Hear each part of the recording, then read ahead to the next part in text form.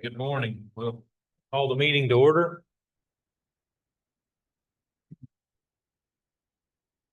I pledge allegiance to the flag of the United States of America, to the republic for which it stands, one nation, under God, indivisible, with liberty and justice for all.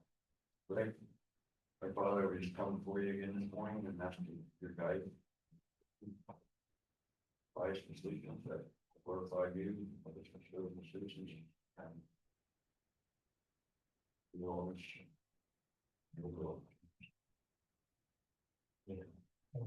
All right. Paula. Morning, everybody. We all had a good weekend. Now we're back in action. So the first item on our agenda is county personnel and public comment. That's it. Got a few? Yep.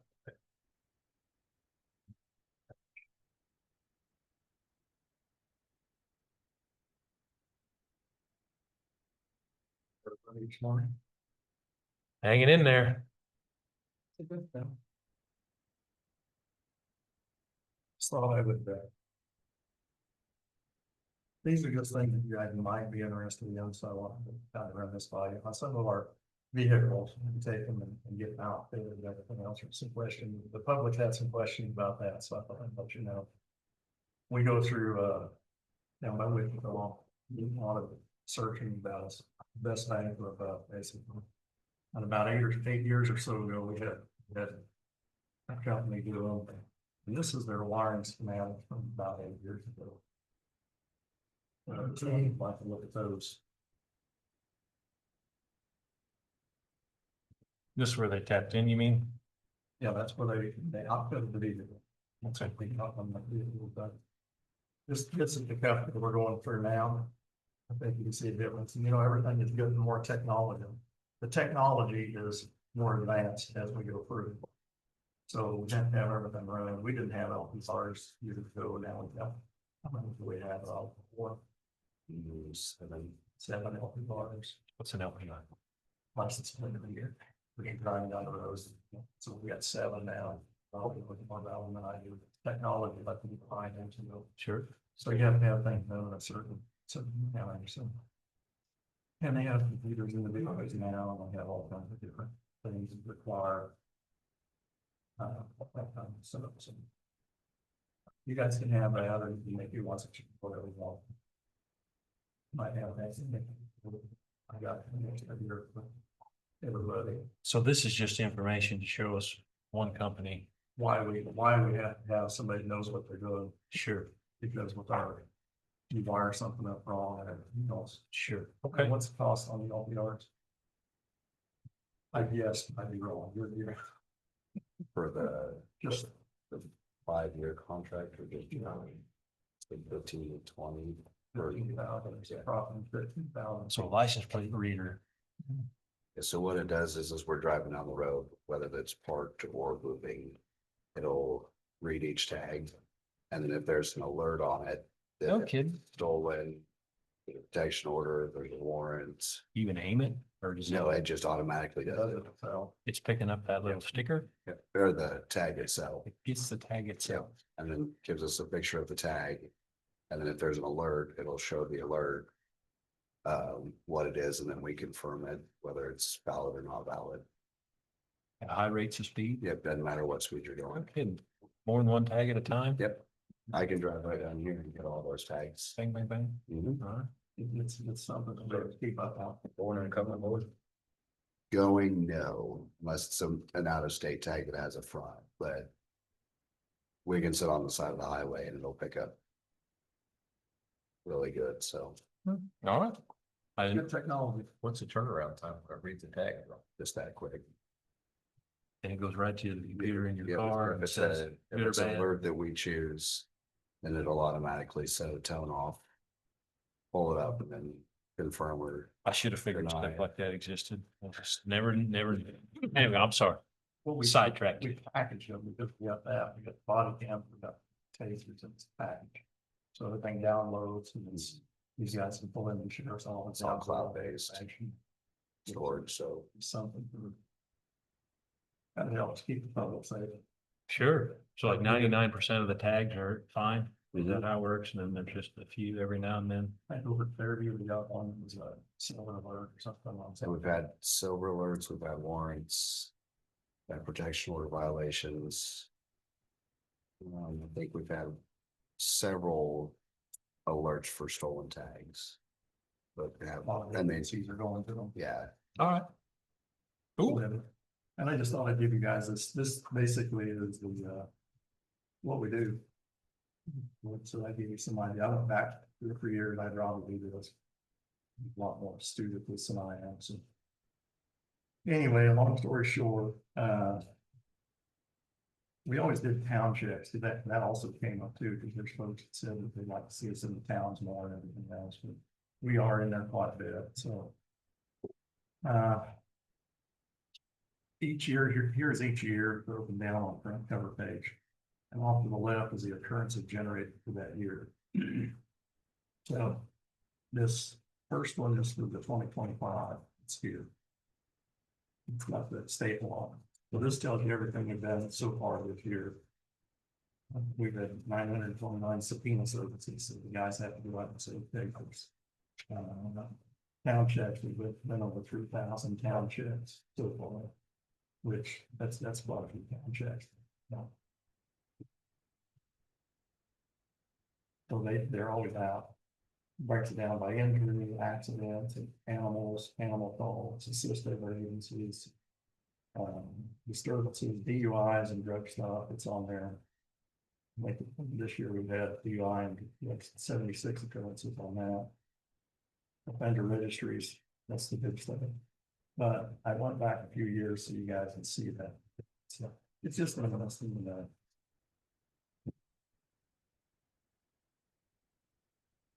If anybody out there, we're doing that, give you guys some idea. Why was 1980 such a slow year?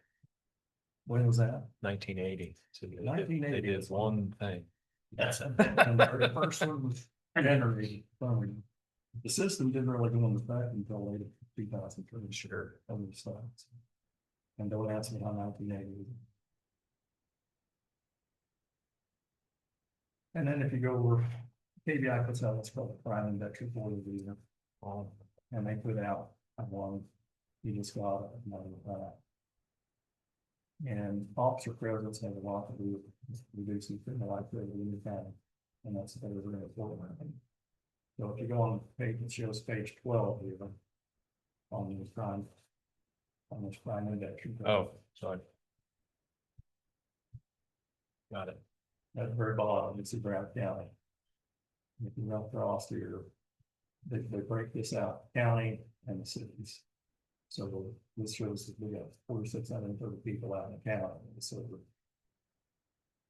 the crime index offenses were 2.8, so 2.8 per 1,000 people had issues. And goes across the violent crime. It lays it out in ag, assault, batteries, et cetera, et cetera, et cetera.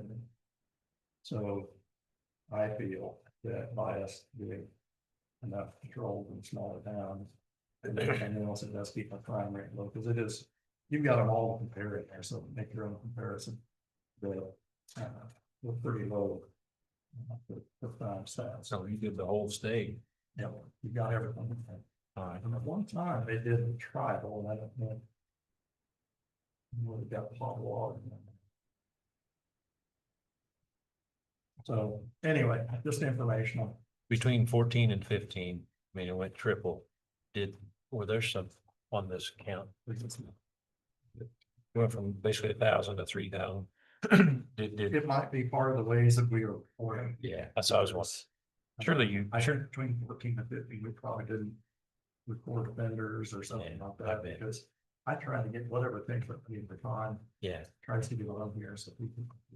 sure. Seems like things were pretty. 14 and 15, we had a decent turnover too. What's that? We had a little bit of turnover in 14 to 15 as well. Yeah. Seems like the numbers from 5 to 14 are fairly constant, and then it's like, yeah, maybe you started recording something different, and that's why they went up. See, we didn't used to do, the registry, we can check, didn't have those.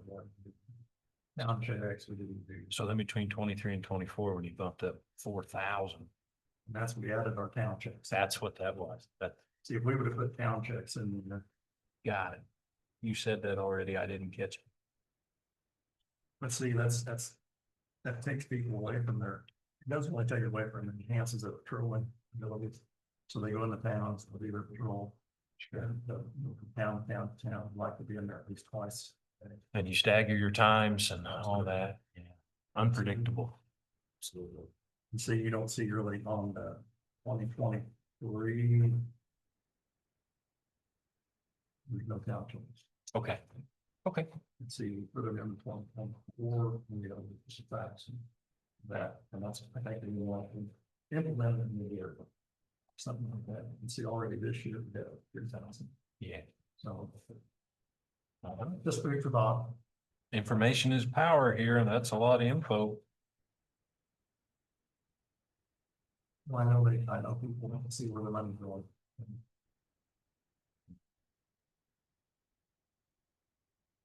Okay. And you guys keep that.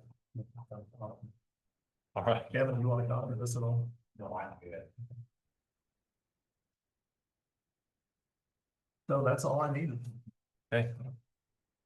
Any questions for them while they're here? We got 9 minutes before we got something. Anything else for me?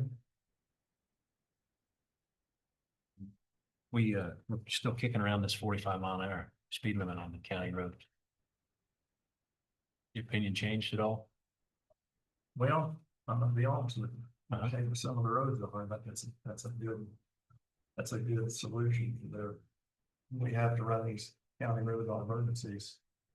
They're a challenge sometime, but do it fast. Okay. Hoping to, we slow traffic down to extend the life of the road. That will take I mean, if we do that, that'll take an adjustment period for people to kind of. So, just curious what you thought. I know it's, I think that hopefully we'll put that some action on.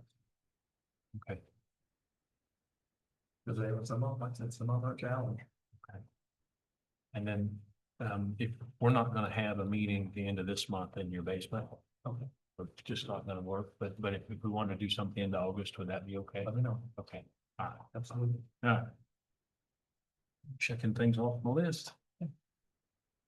Anything else? Nope. No? I think that's it. Okay, You guys. good. Okay. Thank Thank you you for very coming much. in, fellas. Thanks for the info too. That's good to know. We'll look at that. If you have any questions, call. All right. All right, thank you. So.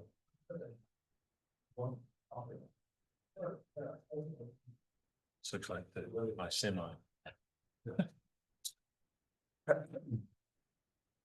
Pretty good. All right. We have a bid opening at 8:30, but in the interim here, we can go to the minutes from the 14th.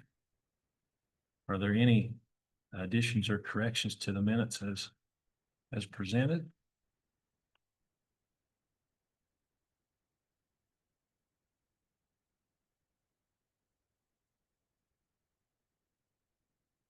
No movement from the 7/14/2025 minutes. Okay, is there a second? Anything wrong with them? I studied them thoroughly, looking, and I didn't see anything. So, I'll second it. okay, it's been moved and seconded. All in favor, say aye. Aye. Aye. Okay, motion carried. Thank you for that. All right, the next is a landfill tonnage report, transfer station tonnage report. You have here.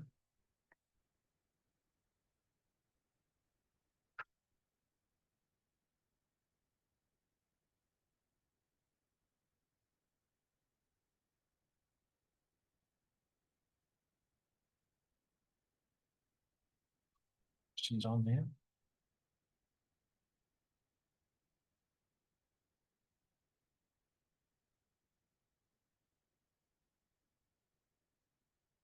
No, not good. Okay, any questions on that? We need a motion if we can. No. Can't remember. Yeah. Drawing a blank. On the tonnage report. No, we're good.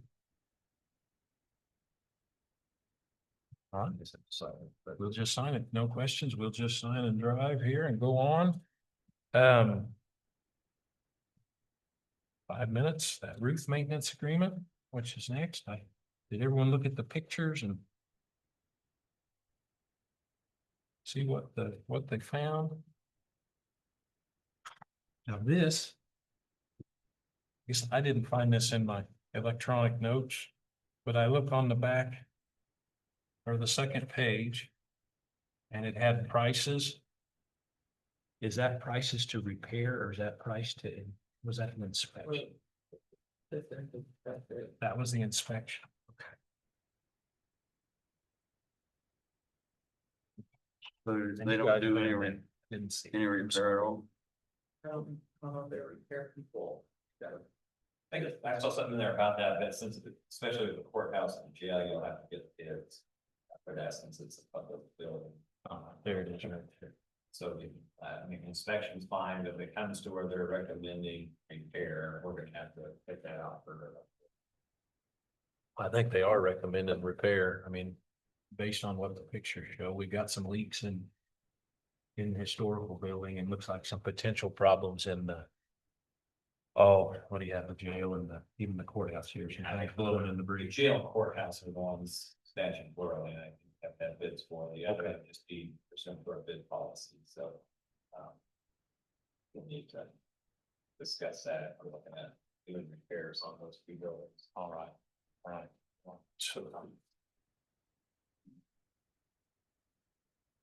So Kevin, with this Stanfield, I mean, they are in the business of fixing, they're able to bid on something like that. Yeah, they can also, Okay. Okay, and I'm sorry, Nikki, you had that in there. I was looking under Stanfield roofing and I just saw the pictures. That was my fault. I apologize.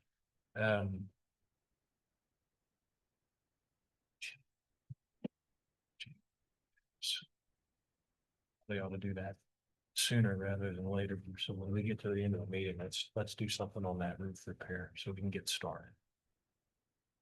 Any other questions on that or any observations maybe?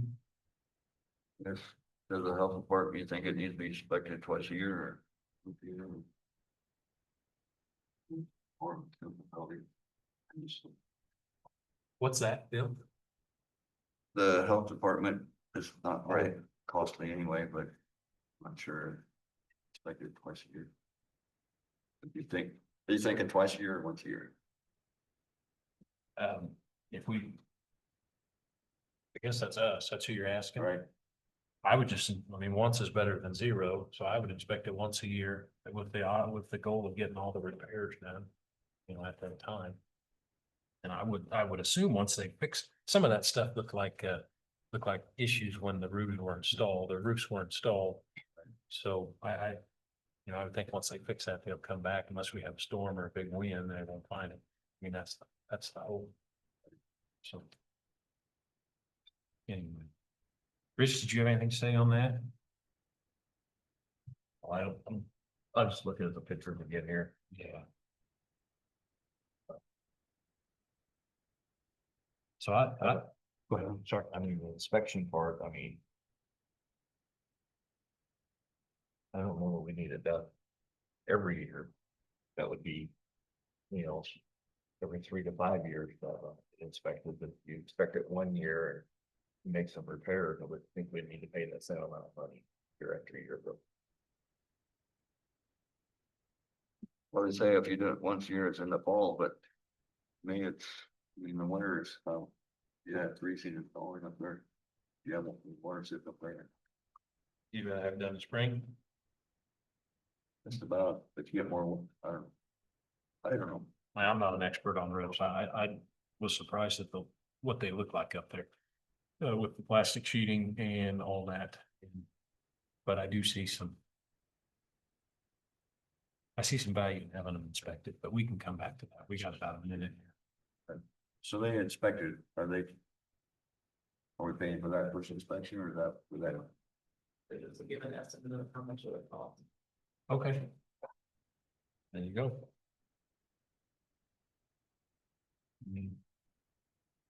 In the past, really haven't sent anybody up there to look at the roof, just whenever. Yeah. when they do their appraisal. Okay. Well, this could be a real value because the roof, I imagine, on this courthouse is fairly expensive. Same with, I mean, any roof is expensive. Just putting some eyeballs on it. It's probably good money to spend. Law enforcement has so many, much stuff sitting up there. Yeah, yeah. Okay, we'll come back to that. It's 8:30 and we have a bid opening for that culvert replacement. So.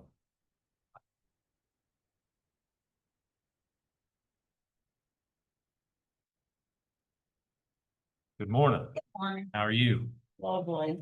Lovely. Thank you. You're welcome.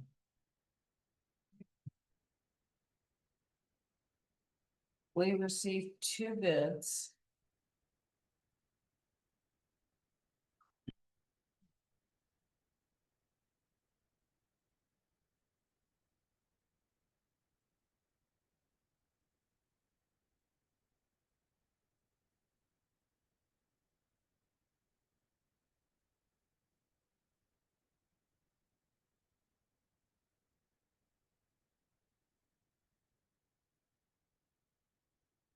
Where's our road crew at today?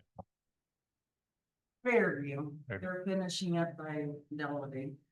And it's the last thing I can do, then That's my one season is over. Wouldn't that something? So where'd the summer go? Yeah, We. they're glad for it to be over. I bet. Everything revolves around chip seed, doesn't it? Vance had quite a time this year. The tanker went in the ditch last week. I saw pictures of that. So the guy tried to back in, maybe. Yeah, another. He didn't flip it. They had to pull him out. So unless, yeah. right. I know they wrecked once and then they. I don't know, they, by the time the drivers were shooting.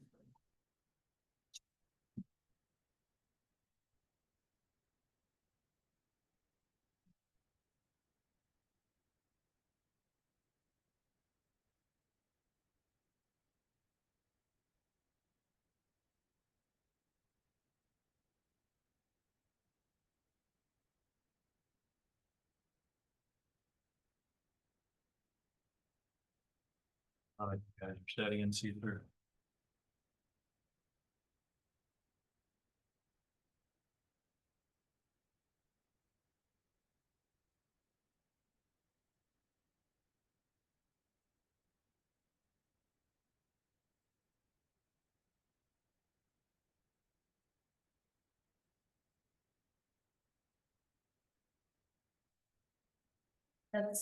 They're the ones that do a lot of virtue. Okay.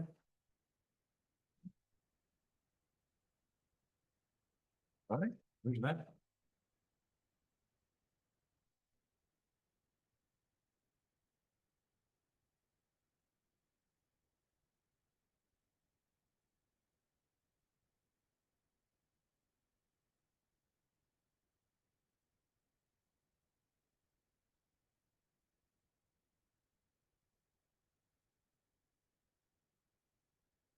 And I do know that with Norfolk, we were doing a lot of the finish. Okay. And we square 4 foot, they're both the same. Yes. All All right, the suspense is killing everybody here. So Norfolk Contracting. You mean like finish work with? The builder. Covering it and grading it. Last 4 feet or something, I'm sorry, last 4 feet or something. Building. I didn't read this, but that was what we found. whatever it takes, I mean, it's gonna be quite a. Do you go by any K drainage also? That's my own business. Okay. Okay, we have you here.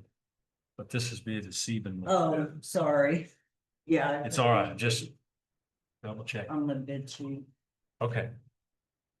All right, I'll read it. I got it in my hand from Seed Morgan Excavating.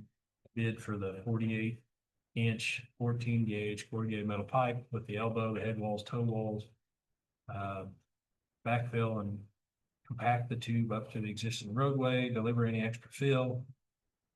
And remove the concrete rubble from existing culvert and new to the bottom toe of the new culvert for erosion control and haul off the remaining. For $64,425 even, $64,425.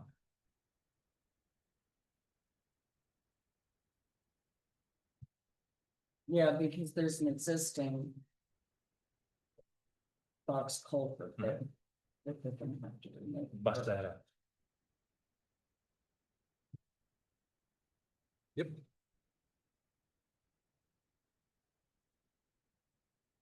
Okay, Is it 6 foot by 6 foot I think, yeah. ish? The inside's 6 foot.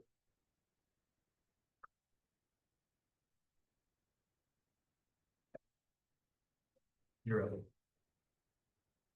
Oh, you. Norfolk, yeah, okay, Okay. read it, sorry. Alright. So, Norfolk, Construction and their bid is, yeah, the wrong plot is $96,770. Okay.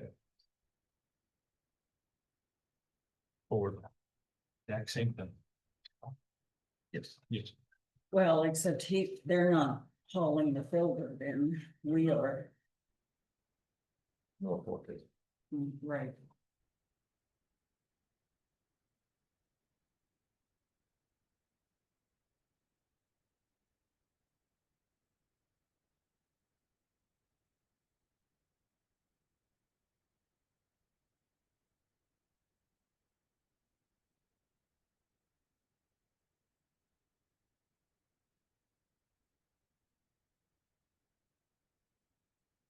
Well, guys, what do you think? Oh, Bill, when you get done with that one again, I'll take a look at that one.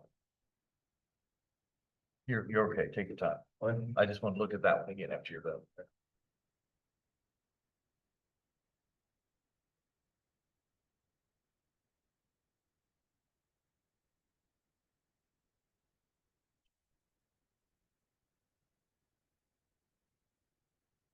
And then I thought Allers was gonna put a bid in, but if he didn't, But they did. Okay. he did get it in a way. It was all the way about it.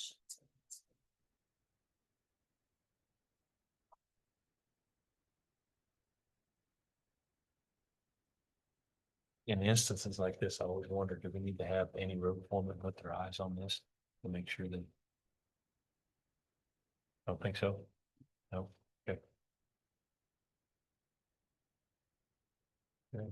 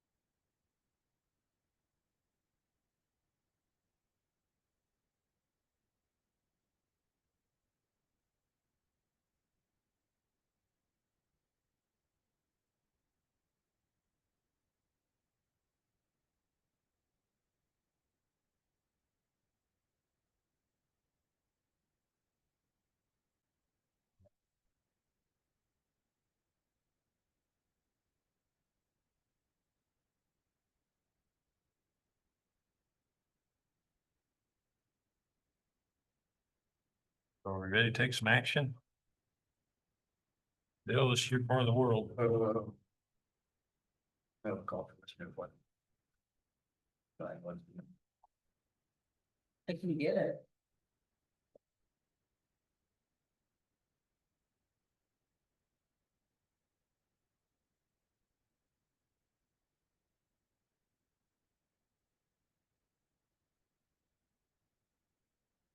Appreciate your patience. This all takes time.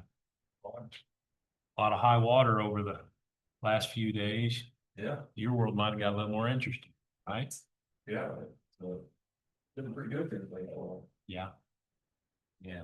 pretty widespread too. Yeah, Compared to hard on creek gaps and basins and all that stuff. Huh? You got much water. Well, we didn't, I mean, where I'm at, not that much, but it wasn't too far away.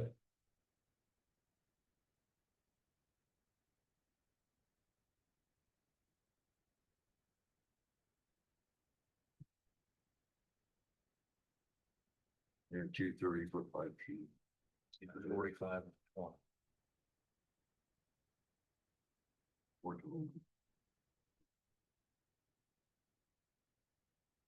So your plan was just, what he's looking at is just a little different than the Husker Steel plan. You went with a 45-foot angle piece and a 20-foot flat. Yeah, so I spent quite a bit of time. Been over there. I did a lot of measuring, took a lot, I set my laser into the culvert. And the upper section, I don't know if you got my drawing of the existing box culvert. I think, did I give you that? I think so. It was like. Yeah, this one. you did. Yeah, so the upper section's 40 feet. And the lower section's 20 feet. So I kind of did a little diagram there and just be a little bit longer at an angle. And I just didn't want to have that much of an angle shorter pipe. And I also didn't want fitting underneath the roadway. If something were to go the elbow be offside, less fill over it. But I also didn't just make a straight pipe just because it's going to cool, but the bottom just going to create a deep splash. We don't get a flat at the outlet. So that's the reason I went with 45 20. Just seemed to make more sense. And that elbow won't be under the roadway then, No, I think it'd be to the east of the roadway. I mean, it's, which makes I don't think sense. it'll ever happen. That's what the old. If, for some reason. You know, shouldn't see the road. Very. Okay. That looks good to me. All right, you want to take some action? I was gonna accept a bid from Steve Morgan for 4,400. Okay, it's been, is there a second? I'll second. Okay, it's been moved and seconded. All in favor, say aye. Aye. Aye. Aye. All right, motion carried. Thank you. Is there a signature page here? I don't see one. Do you have a signature? Can we page just on sign over there? front of I it? can, I guess I should sign. You want me just to sign that? I just signed it. Okay. He just, does he need to sign it for Oh, you? that see. I mean, that would be great, I guess, for authorization. Let's see. Oh, I'm just gonna sign it. Yeah. Call her. That'd be fine.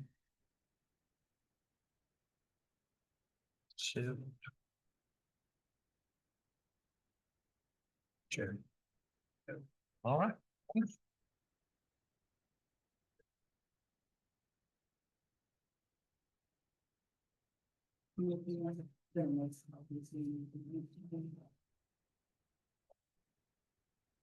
Wonderful.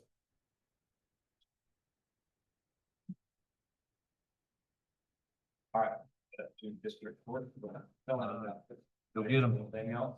Go get them. Did you need anything else from me? What do I have on there? Oh, go ahead.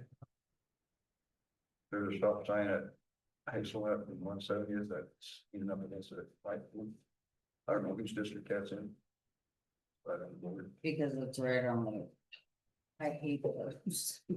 Oh, man, we're going wrong. Hazelnut and 170, is that what you said? On the south side of it. I think that's where I saw this one, so go by. If they won't. Is Oh, it, you drove right by. is it down or? No, it's leaning up against the bush. Leaning against that. Somebody hit it with a mower or is it broke and they just stood it up? Don't know. So Doesn't the matter. stop sign is still there though. I didn't slow down and look at it. You probably won't even drive one, you wouldn't. Driving 55, I think. All right, do you, okay, we asked the sheriff about the speed limit. Do you know, do we have to talk to Thank you. anybody at the state as far as, spacing and where those go, or are there regulations that we follow? As far as what, If the we, signs, if we decided to put the speed limit on the county roads to 45, as far as sign placement, the legalities of it, how does, or do we just throw them up and random? yeah. I don't believe the state has any. There's no sign engineer or I don't- plan, or they need to be every so many miles, or, okay, that's easy. Having you out.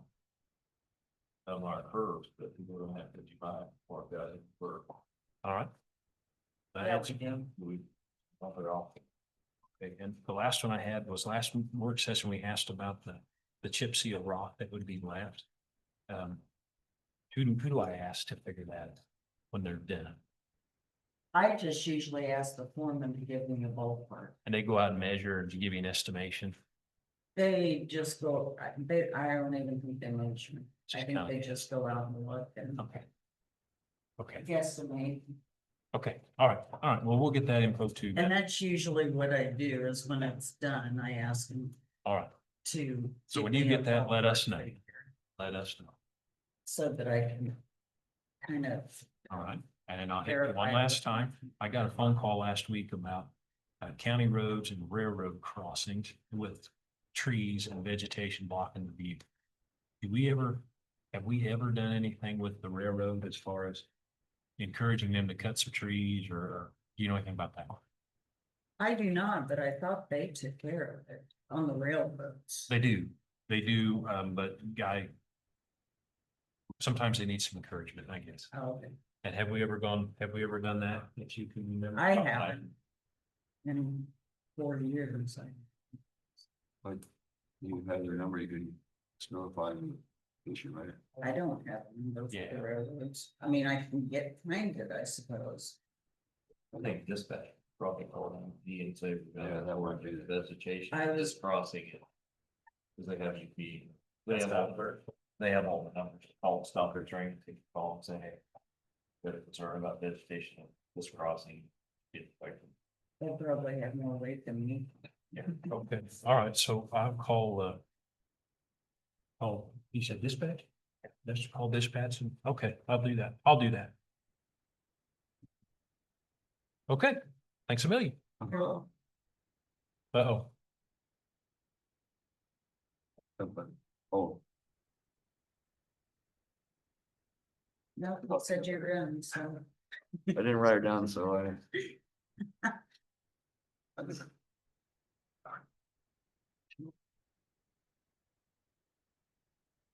Okay. There was something about, I come. oh, on 270, probably heard about 270, I got a call on 270. That's a good question. Beginning of August. I haven't heard any more. Okay. That's the last that I've heard. Was there a provision in there about getting it done before such and such date? That's the one that we're doing the. Crush it. With. We signed a contract with them or something, so we didn't say anything about when it's needed to be done by. There may be something in it, you always ask me these questions when I have nothing done. We're challenging you. Yeah, Well, when somebody calls, it's probably the same way. So it's the 1st of August and the project's still on the books. It's just 2 months later than this. Right. And they'll smoke through it when it's time, especially if there's a drop dead date on there, but it starts costing them some money. there is, but I believe it wasn't until next year, Okay. All right. if I remember right. And I think they're estimating that it was gonna be 2 to 4 weeks. Was that? was Okay. that something- That road they did in over us, but they did. They did. Yeah, it's right. So- Okay, thank Hopefully you. it doesn't get put off anymore because I think we may be running into harvest pretty soon, but I it's think, much later. You will, yeah, the August start date, you will. I mean, unless they do it in 2 weeks, then it, That's how it starts to go. First September. farmers are an accommodating lot, so I anticipate zero trouble. Yes. I can speak for every farmer in Brown County. No, Yes, I can. Thank you. All right. Well, since you're here, let's do it. Hello. I'd like to make it as short as possible, with time to meet some information, ask some questions. 10 minutes, 5 minutes? Let's try for 5. Okay, 4. Uh, the Comment, Conduct? Okay, employee conduct? Yeah. All right, Wellman, go ahead. Us, you and the 3 commissioners. yeah, and then. Very accommodating. I'll make a motion. We go into executive session for 5 minutes. To discuss employee conduct with the 3 commissioners, county clerk, county treasurer. Is there a second?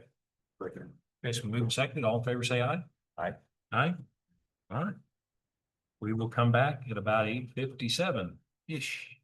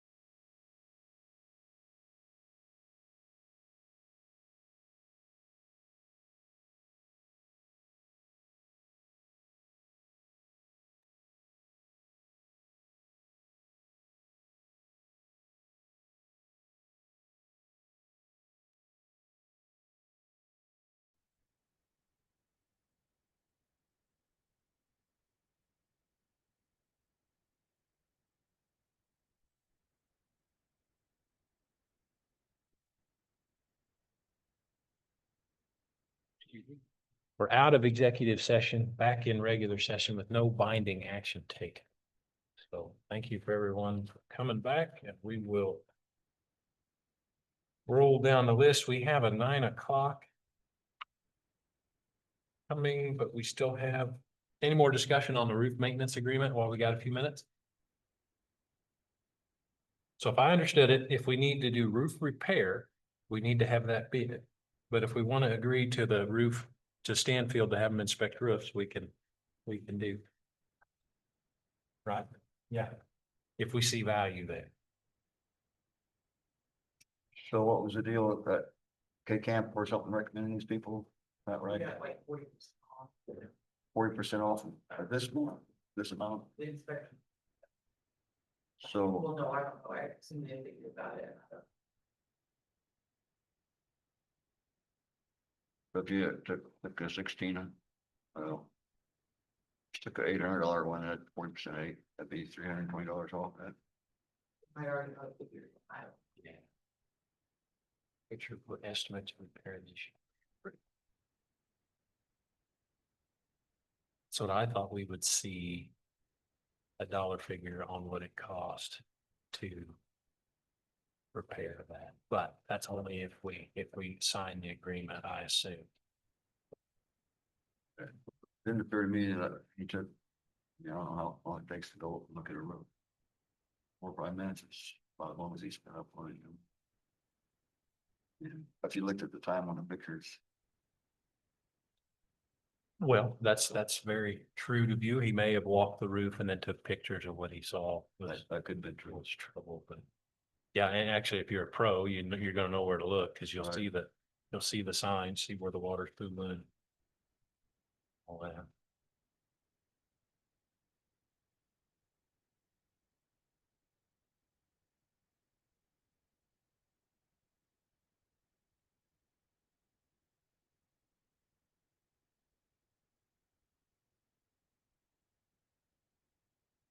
Is there a number we can call and talk to a person that works here at Stanfield? Yeah, I think It'd be wonderful if we could actually talk to him about what he saw and. Hey, yeah, that'd be great. Just call him and ask. I can do that and then report back next week. Would that be all right? Yeah, I just call this guy and ask him some questions about their service. That's fine. Just give it a short little rundown. I mean, he found some trouble, so, Ask him about why they're doing it in the fall only and. okay, and, I will. I'll ask him. Why not? I don't know. Yeah, Well, he took a picture of that furnace vent on the jail maybe, or was that the health building that had the hail? That's why he took a picture of that. So that roof's been exposed to some hail. That's the point. do that, didn't notice that picture.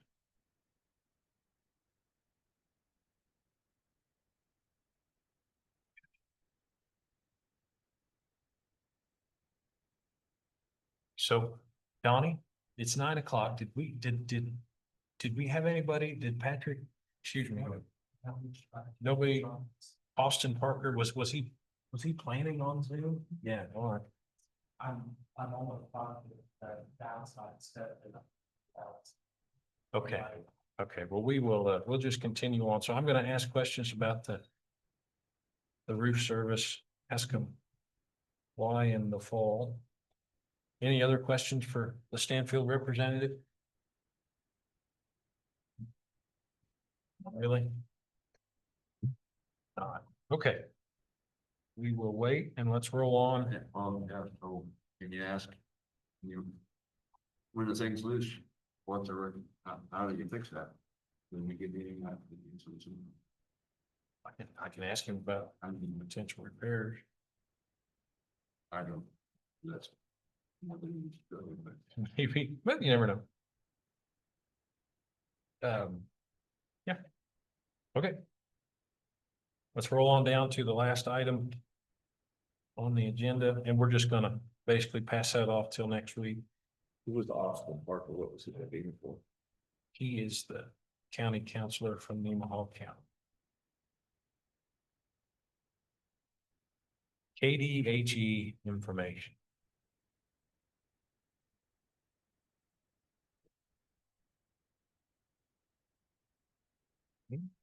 Page 15 of your packet. Oh.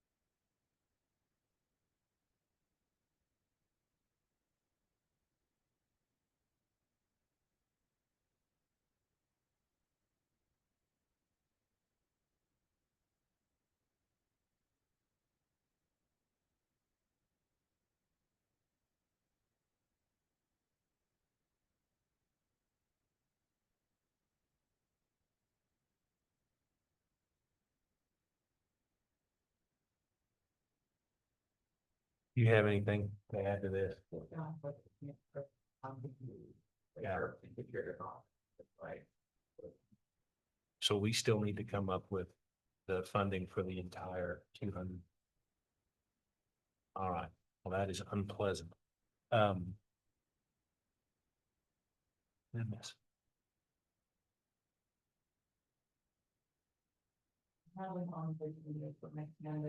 Okay.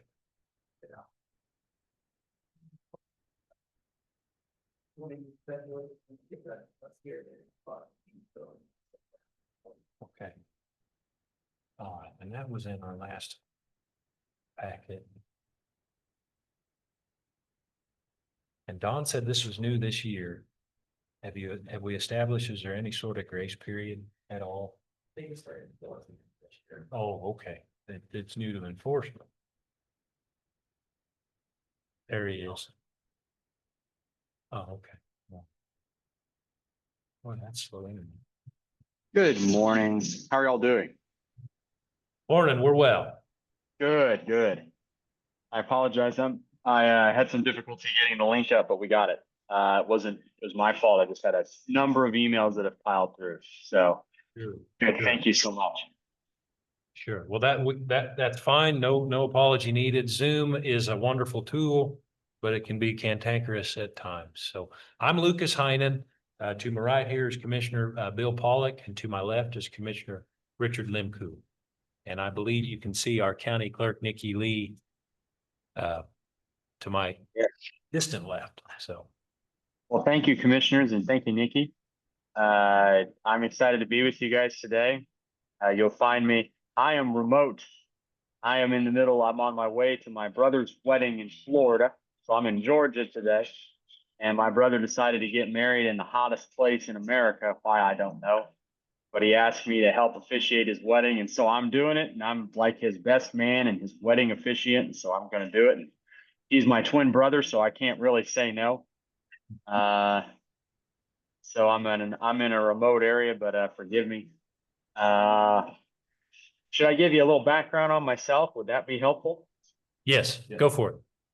Okay, I am a farm kid. I don't look it today. I got my blazer on. I am a farm kid. One of my top 5 earliest memories is sitting in the grain bin of a John Deere 55 combine because it didn't have the cover on it anymore. This is the early 90s. Scooping out wet grain because it was clogging our auger and we couldn't get it ready to dump. In the end of our international 2.5-ton truck, that one of the second of my 5 earliest memories as a kid was being in the front, sitting on the bench seat of the international dump truck and the lid popping up as we're driving 45 miles an hour down the road. So I was distracted from looking through the hole on the floor just for a moment to look up at as my dad and my mom pulled over and slowed it down. So although I am in a blazer today and I'm in a jacket and I went to law school and did a lot of that, I am a farm kid. I will always be a farm kid. And because of that, I tend to speak a little bit more plain and a little bit more direct than other people that do the type of work that I do. I also come from government. Okay. I am a private person now. I do a lot of private work, but I also do some government still. I am, my family for the past 20 years. I inherited it from my dad when he passed away. I am the city attorney for Cheney, Kansas. I love Cheney, right west of Wichita, about 35 minutes south, and 20 minutes west of our farm. When we had it, the 90s were not kind to us. My grandmother lived till 104. God bless her. Actually, it's 102. 1994 was the year. 102 years old, my great grandmother lived, and she was on the farm until she was in her 90s. So we had 4 generations that were trying to make it off of on the farm. My grandfather was there, my uncle was there, my dad was helping the farm, even as he was a lawyer. And it was the early 90s. Everybody remembers what that was. Okay, so we did that. But at the same time, my dad was always representing governments. And I'll use names from the past. There was a gentleman named Vern Miller back in the day that popped out of trunks in the state of Kansas. That he was the attorney general. He ran for governor. My dad worked with him. Him and his law partner at the attorney general's office helped set up some cities. And so my dad got involved with the cities they helped set up and incorporate. And at the same time, my mom was the city attorney for Belle Plaine, Kansas back in the 80s. This is what I was born into. I was born into a government of people representing counties and cities.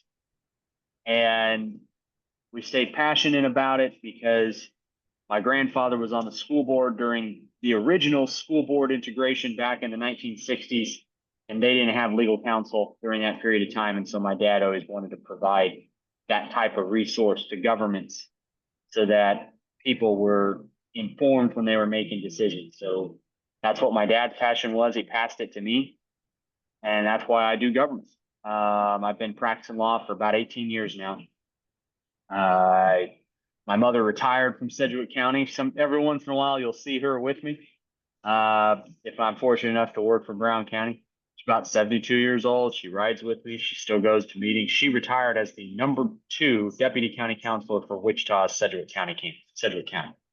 So she was the #2 in Sedgwick County, Kansas, chief deputy.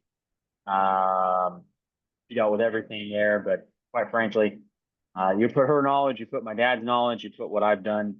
I have represented I've been outside counsel to the state of Kansas, outside counsel to the city of Wichita. I think I've I've been city attorney or assistant city attorney at 9 or 10 different cities. I don't remember exactly how many, all different sizes. I'm now county counselor for Nemaha. I do all of this. I'm kind of like a coach's kid, if you will. I treat it kind of like Peyton Manning, if you will, on football. They got a leg up because Archie was a good quarterback for the Saints back in the 70s. So I do it a lot like that. I'm also in terms of philosophy. There's an old movie that I like. It's not that old, but it's from the 90s called Doc Hollywood. And it's this guy that's supposed to be a hotshot surgeon out of one of the big cities, driving from one coast to the other. He's going to go be a plastic surgery, and he drives through a town in South Carolina on the way to his new post. And he ends up running off the road with his car and affecting the judge's fence, the judge in the town. Anyway, it takes a week for them to repair the car. And during that week, he's sentenced to be for community service to be the local doctor. And so he goes in there and tries to do all this hotshot stuff because he don't know no different. I'm sorry, I speak pretty plain. You guys will have to forgive me. He don't know no different. So he tries to do all this big city medicine, and there's this kid that comes in. The kid's turning blue. And he's running all these tests on him, and he says, "Oh, we got to medevac this kid out." Before they do that, the nurse that helped the old doctor in the town that's getting ready to retire says, "I think I'm going to call the old doctor because I think I've seen this before." And usually that doctor has a different solution. So the nurse calls the old doctor, and the doctor gets on the phone with the young hotshot doctor that's can't figure out what to do with the kid. And he tells that young hotshot doctor, "Give that kid a Coke." And the young doctor hangs up the phone and says, "This old man don't know what he's talking about." And the nurse says, "I still don't like this." Calls back the old doctor and says, "You need to get down here. This kid's about to get flown out." So the doctor shows up in his old car and gets out and has a Coke and puts a Coke on the side of the counter next to where the the kid's getting ready to get flown out. He asked the boy, he said, "Have you been in your daddy's chew again?" The boy says, "Yes." "Drink this Coke and your bellyache will go away and you'll stop this. Don't get in daddy's chew anymore." And then the old doctor, who supposedly doesn't know anything, and tells the young doctor, "If you ever get me out of bed at 1 a.m. to deal with a kid that's been in his daddy's chew and you don't listen to me again, I'll show you what's for." And then he gets in his car and he drives away. So I know that I'm a little younger than the old doctor. I'm somewhere in between, but I try to practice law like give them a Coke. We try to come up with practical solutions. I give you an answer straight away, direct, as to what I think. And also because I've just been around this stuff for so long. And I've always worked in small to medium-sized communities. About 20 to 25% of what I talk about is the law. About 70 to 75% of what I talk about is practicality. And so I've been fortunate for years. Nikki, I don't think I was still doing it when you were coming through, although I might have been. The Sanborn Institute, my dad years ago helped put that together when he was outreach at Wichita State. So for years I did all the legal training on human resources and introduction to law and everything for the Sanborn Institute on the county side, as well as the city clerk. Because quite frankly, as Nikki, you guys have probably already experienced with Nikki, you know, in a county our size, or I'm sorry, I shouldn't say our, I don't work with you guys yet. But in a county our size, a lot of it goes towards Nikki. You know, from an administrative or questions perspective, there's a lot of questions that go to Nikki, and then some other departments, you know, but administratively, I'm used to working in kind of close-knit environments with boards. We make decisions. We don't always have more staff. And so I've always been kind of a hybrid. I'm an attorney. I'm a county counselor, county attorney, or city, not so much county attorney, because I'm not really I've done a lot of prosecution at the municipal court level and some of the juvenile stuff, but I don't really like doing that. I am a county counselor primarily, and I like to work on the administrative problems. If I go to court, I don't really want to go and do a lot of, not really where I'm at. Don't want to do a bunch of county attorney stuff right now. I like doing the county counselor stuff. It's more where I'm at. So that's enough on me. I'm done talking. Talked more than I probably needed to. A lot of hot air in the room, but at least it's this room and not where you're at, so it's still cool. But any questions, any thoughts?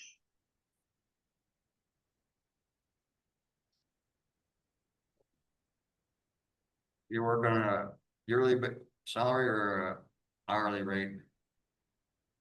Yeah, so what I did with I'll tell you what I did at Nemaha. I'll tell you where I'm at. What I do is my lowest rate is $300 an hour. Okay. I then came up with a retainer base out of Nemaha County. If we did something, what we could do is something like Nemaha. Okay. What I would do is we'd have to figure out meeting days. Okay, because both everybody meets in the morning. Okay, but if we could figure out how to make the meetings work on Mondays, okay, from a timing perspective, where I'm in Nemaha and then I'm in Brown, okay, that's going to save money, okay, because I'm traveling. I'm able to combine the traveling on the days, so I just have one really long day in Nemaha and Brown County. And what I did there was I came up and I said, look, I'm going to attend 2 meetings in person a month. First and the third meeting usually. Okay, sometimes it turns out to be the second and the fourth, or I try to be flexible with it. But 2 out of the 4 meetings I attend in person, and then the other 2 I attend on Zoom. Okay. And then if I need to have a meeting or 2 short ones in and around it, I do that. If documents come through that are just routine, I take a look at them. I'm available for a phone pickup. What I did is I wrapped that all into a basic rate. Okay. And my contract with Nemaha County, I'll tell you what my terms are there. Okay, I'm just pulling it up right now.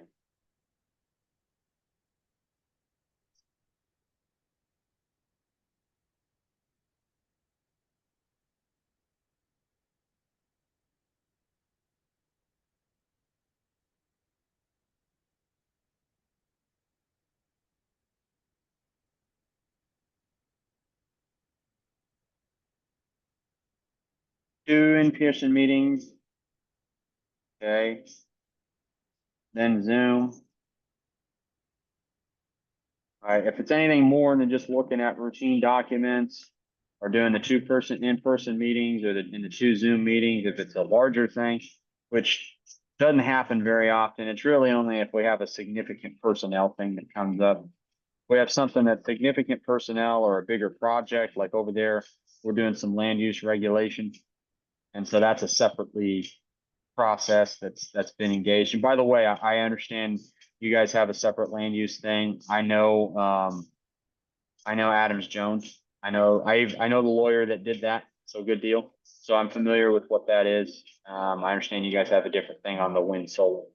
But I will tell you, unless it's a larger project like that, I rarely bill out additional hours.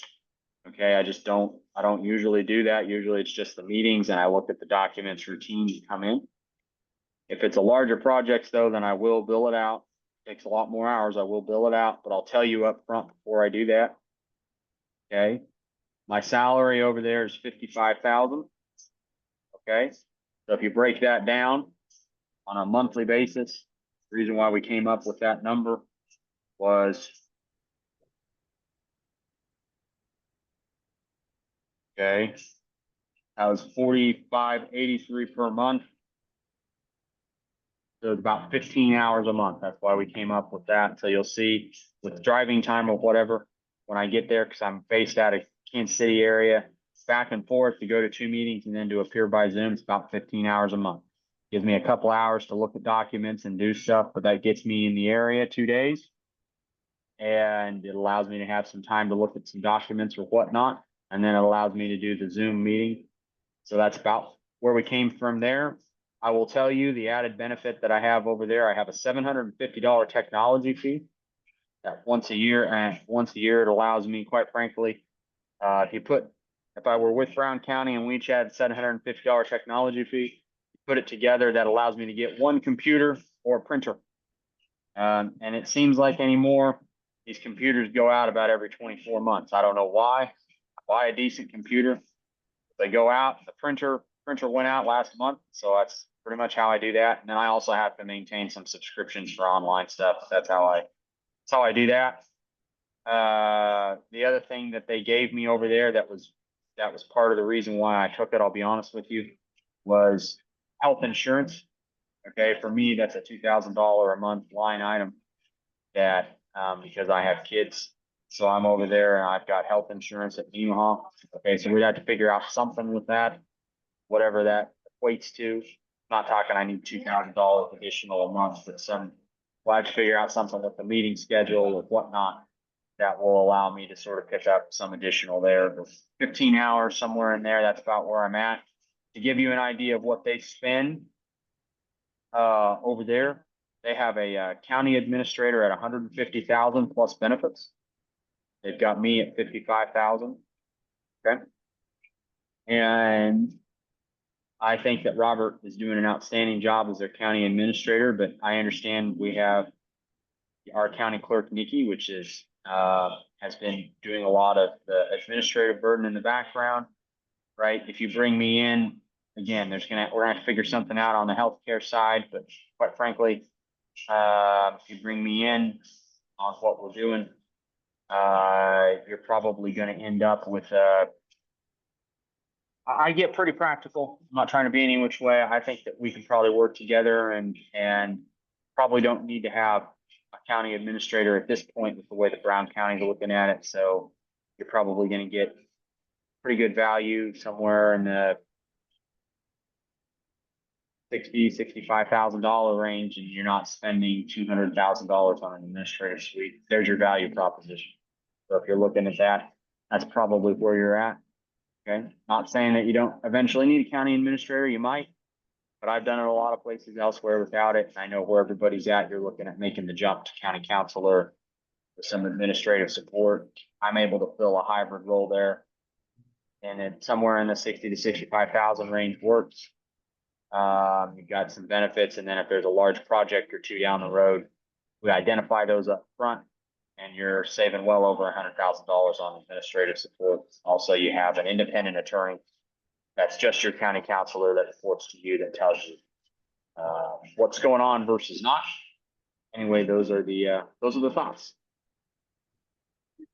Seems like a lot of our, and this is Lucas, by the way, seems like a lot of our issues, we don't interact with the county counselor per se, but meeting by meeting, but we do have HR issues come at us at a fairly constant pace.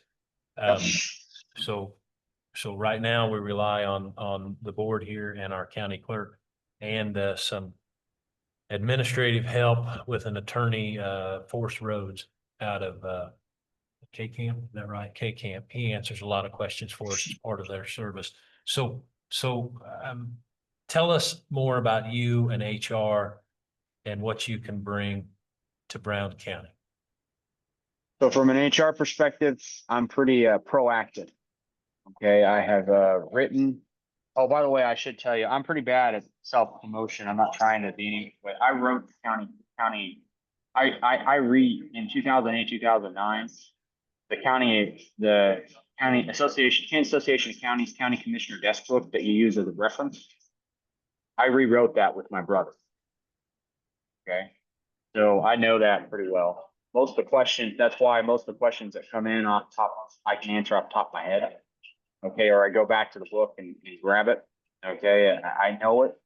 Not like Kansas. If you were a city, it'd be really hard for me not to answer a question off the top of my head. But the counties, and I don't have it quite as memorized as the city, so I start to go back to that desk book sometimes. But I know pretty much what's going on. On the HR side, there are two law firms, really three, that do work. There's the law firm you identified. There's Fisher Patterson, Saylor and Smith with offices in Topeka, Overland Park, and Folston. Seefkin out of Wichita. Folston had a lot of the county defense work. Fisher Patterson had a lot of defense work. There's another one, McDonald Tinker out of Wichita, with Ed Keeley that was doing a lot of outside counsel. I was with Fisher Patterson back over a decade ago. When I was in firm with others, I consulted with them while I was still working with my dad and representing cities. I was on payroll for a couple of years, so I did a lot of insurance defense, specifically focused on human resources. I've done every type of human resource action that would come into a county, so I know how to work to be proactively preventing them. I personally terminated over 50 people, put people on progressive discipline. Knock on some wood. No government that I have ever worked with where I've actually done the termination has ever been successfully sued. Actually, to my knowledge, I don't think that anyone's been successfully sued, even when I'm defending. There was one claim that survived 10th Circuit Court of Appeals, but I have a large comfort area dealing with any type of a human resources issue that comes up. I do document it. Human resources is the one thing that I bill beyond what I'm doing. Okay, because if I'm just going to 2 meetings a month, deal with stuff, and then I show up at the other meetings.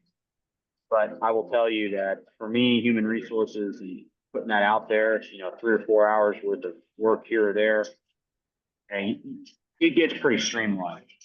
I've got a group of documents in the way that I like to form them up, which informs people of where we're at and where we're going.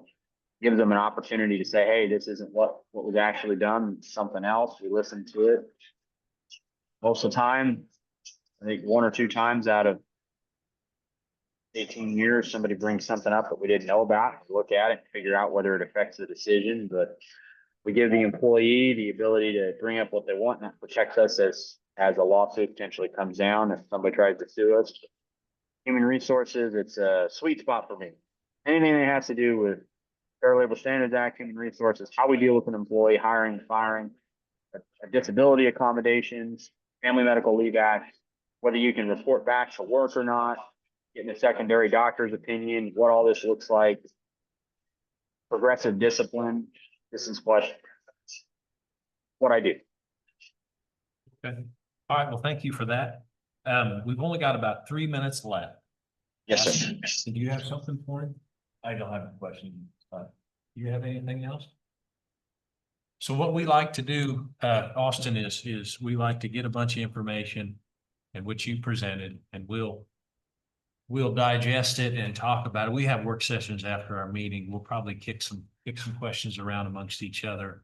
And then maybe reach back out in the next week or so. And maybe we may have a few more questions for you. But is there anything else you want us to know before we run out of time? No, I think what I would do is if I were, can I give you my two thoughts about how I might Yes, think please. about this? Okay. You've met me on the video. Okay. You have to physically meet me, I guess, at some point. I don't know that I'm anything to look at in person, but it's good to shake hands. I believe in them. You got to look a man in an eye and see what he's about. So I think I don't know whether it's the first or the second week in August that I'm going to be in. I'm going to be in Nemaha, but maybe there's an opportunity where during your work session I come over towards the end of that work session, maybe around 11:30, 11:45, and I shake your hand, see what's going on, see what you guys think. We'll figure out whether if you guys, and this is if you guys are interested. Again, this is about as formal as I get. I speak pretty plain, so I would think about that. I'd also think about if I were looking at this and I were thinking about value, the real question you have is, do you want somebody administratively that's going to walk through this stuff with you to provide you the support that you're making board decisions on, whether it's human resources or whether it's the other stuff? Do you want somebody that's going to navigate, give you their perspective over whether something's good or bad or decent? Contract comes through, should we do this? Should we not do this? What does it mean? What does it mean if we're taking money that comes from the state, from the feds, all those types of questions? If you want somebody to bounce that stuff off of, that's been around the block a few times, I think I'm a pretty decent option. If not, and you guys are comfortable with that, then you guys have been operating where you're at. So cost benefit, figure out where we go from there. We're 1 minute from the buzzer, so I'll stop. All right. But that's what I would do. That's how I'd look at it. Well, okay, I appreciate that. And I'm sorry that we just run out of time here, but that's the way it goes, it seems like. Yes, sir. But no, I think that'd be wonderful. We could tie it into our work session in the next few weeks. I would tell you, I'm gone on the 4th of August. If that means anything to you, I won't Well, the be. 11th. The 11th would be better. Let's plan on the 11th if that works during your work session. I'll try to make that my time out. All right. Figure it out. Okay, that'd be wonderful. We could meet you. That'd be great. Hey, I appreciate you phoning in or zooming in, and it was nice to hear what you had to say. And we look forward to meeting you on the 11th if that works out. It was awfully nice to see y'all. And if you have any questions, also my cell phone, if anybody has any questions, you want to just call me direct. It's area code 316-209-6591. And if you guys got any, and I mean this seriously, if you have any question, you just want to know about them individually from me, give me a call. Okay. I'll tell you. And it's okay. I'm not going to be offended one way or the other. 316-209-6591. Thank you so much. Well, enjoy the rest of your time in Georgia, I guess. Yes, sir. I So- suppose so. All right, right on. Thank you. Thank you now. Bye all. Thank you. All right. Okay. That's 9:30. We have a field insurance on the agenda. I'm hoping that's you. All right, come on up. All right. And then you want to take a break? So I'll get it. You guys need a break? We've got a 10 o'clock, so. All right.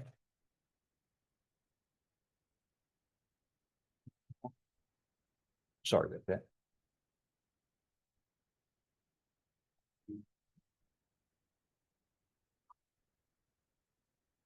I'll move this here, guys. Oh, yeah, let's get that out of here. That's. Big old boating. Guys, my name is Darren Booth and I'm with Teal Insurance. It looks like Seal, but it's I'm Teal. sorry. That's all right. So I work with Teal Insurance and we partner with Freedom Claims Management out of Great Bend in the area of group health insurance and group dentals. So, right, what I got in front of you there, you guys can pull that clip off of there. I'm just gonna walk through some of the stuff here, but this is a list of cities and counties that Freedom Claims works with. And so there's about 35 counties that are on there. And you guys, when I started like 4 years ago doing this, I do what I do and partnering with these guys, I had about 15. And so we've actually had quite a few there in the last few years, and it's a great opportunity to what I'm going to share with you is that most of them are doing exactly what I'm going to present to you today. Okay. Okay. this kind of puts a picture, picture worth 1,000 words, you cross the ones we've crossed out, that's the ones we do work with right now. All right. And and Marshall County just came on with this January 1. And Washington County's been in there, they're getting ready to go in the third year. So that's someone's closer to you there at this particular point. This here is some services, guys, that Freedom Planning provide, and it's just a thumbnail sketch of benefits that they, or services they do provide. Which pertains pretty much to your group health and things of that nature, okay? So, but anyway, that's kind of a list of items that they do. Then this here is just a sample of what we'd be doing, guys. We actually would go out and look at your look at the options out there, whether it's with Blue Cross Blue Shield, United Healthcare, Aetna, or you name it. So just like anybody else would, they're going to shop it, okay? And this is just a sample. My printer wasn't working real good there on that day, but anyway, that first column, guys, you would see the current. We put your current information in there. And then the second column is a renewal. That's where we show your renewal. And that particular, at the point there, it says $1,500 the deductible and $3,000 deductible in the family. So this is what we call as a cookie cutter type plan, just like, something right out of the box that Blue Cross would have, or, whatever it may be. But going across there, the third column across there, you see a deductible of $6,350 and $12,700. That's a high deductible plan. And but that's not on the employee, okay? That's just the plan that you guys have purchased, but we're going to build a plan underneath that for the employee that they would pay the same deductible they have today. And I'll share that with you. This plan here, just the next one across is United Healthcare, and it's another cookie cutter plan. It's this one, this lower deductible. And then across there, another United Healthcare plan, $6,350, $12,700. And you can see if you go down at the bottom, guys, the higher deductible plans are the cheaper plans. There were savings here of 30.33%. There's like 15.09% on the Blue Cross Shield plan. So this is what we do. We would actually take your deductible or whatever your option. If you have multiple deductibles, we'd actually put some each deductible on its own comparison page. Stop it. That's right. So we would put each one of your deductibles, say if you have a $500, $1,000, or $2,000 deductible, they would all have their own comparison page right here, okay? So this is just a comparison sheet. So then we would take it to this sheet here, okay? So what this sheet is, guys, is an illustration sheet, okay? So we would put your each deductible on its own illustration, okay? So how this works, and you guys stop me anytime, okay? This black line across here, okay, what that represents is a Blue Cross Blue Shield plan on this particular sample. And it's a 6,000 individual, 12,000 per family, and it's 2 per family. So this would be, you could have this black line could be any umbrella policy, but this particular sample is Blue Cross Blue Shield. So let's just go down below there and see this says start here in the red at the bottom, and you'll work up in the blue area. So we're just going to concentrate on this blue area here initially. So it says here employee deductible, correct? It says $1,500. So if you guys, so right here, this, we just talked about high deductible plans, guys. That's not a high deductible. The employee is going to pay a low deductible, whatever they're paying today. So we just plug that in. And what do you guys have today on your group health? Is it, you guys have Blue Cross? Okay. Blue Cross. And you gonna have your 75 employees roughly on your 66. 66. That's the number. Yeah, 66. And there's some spouses and families. Then your renewal in January. Yeah. And you guys are, who you brokering with right now? That's what happened. Yeah. Now, have you guys signed a contract with them already or do you know?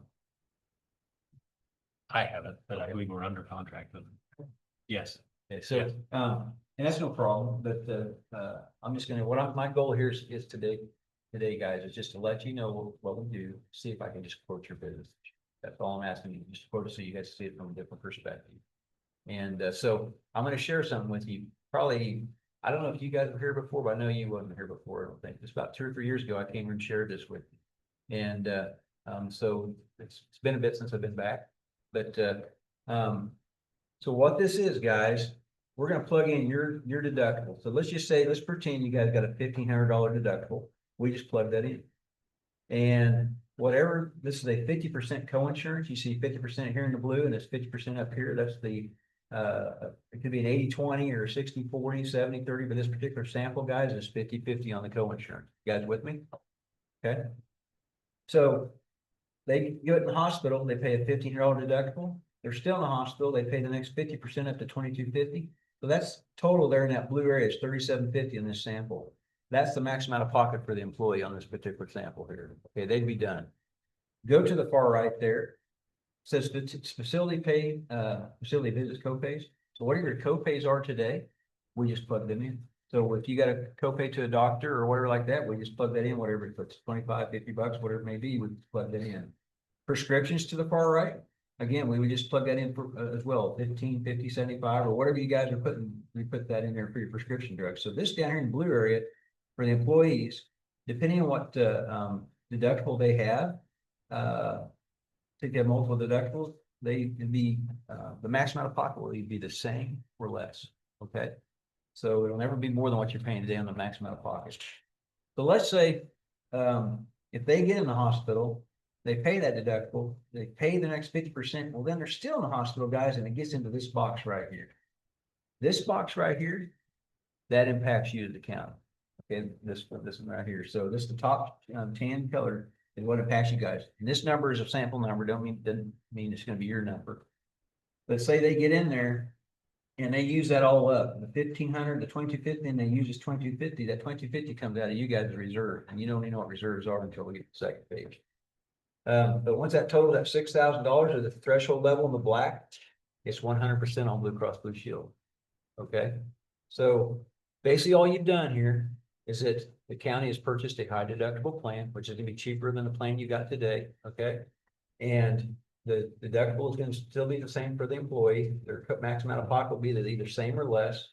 And once it hits this, it's 100% on Blue Cross. Okay, once it hits that $6,000 threshold. So if you may be thinking about, got somebody on your list that's got cancer issue you're fighting, or a heart issue you're fighting, or something like that. Okay, that could be like a huge bill, but they said you're only on the hook out of reserves. Out of the reserve account will be $2,250 on that person. So they still have to pay their deductible and all that co-insurance, but this would be what would affect you guys. So what I'm talking about is a medical expense reimbursement policy or program, MERP. And this is a fully insured plan. It's not self-funded. It's fully insured. And so when Blue Cross Blue Shield looks at your rates and figures your rates out, okay, they're basically clear down here on these rates down here in the first dollar spent. Okay, so those rates are generated from, clear down on whatever's being spent down in that area.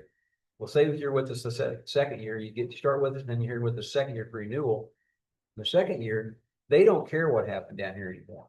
Your rates are going to be based on anything above that threshold level. Okay, so your rates in the second year will be based on less claims. Doesn't mean you're going to save money, but you'll be based on less claims. Okay, good chance for that. But anyway, so any question on this first? It's a lot, ain't it? So you went through it fast. So Tom, really, I think just keep going. rolling. Okay. Insurance is such an animal It here. is. It's hard to even get around. So we come to the second page, guys. And this says renewal. So you guys have a renewal come in every year. You renew your January 1, so your renewal probably comes in about like October-ish time frame. And you'll see your rates. Okay. So we're going to pretend that you guys are spending $87,000 in whatever a month. And that's what this particular sample county is spending. Okay. And so right now, when you send a check to Blue Cross Blue Shield every month. Okay. So let's just say let's just say it's 80,000 just for easy math. So say it's 80,000 you send to Blue Cross. And that month of, say, April, you had a $20,000 claim, really rough month. So you sent that 80,000 to Blue Cross. They take that 20,000 out of the money that you spent for the claims. What happens to the other 60,000 you sent them? Just keep it. Right. Okay. So what if we took that difference and instead of spending it 80,000 or 87,000 for a cookie cutter plan, we spend it for a high deductible plan, which is about $20,000 cheaper on this sample. It's going to be cheaper if you're not buying a high deductible plan. That difference in cost right there, guys, between the 87 and the 67, instead of giving that to the carrier, Blue Cross, you put that in your bank account.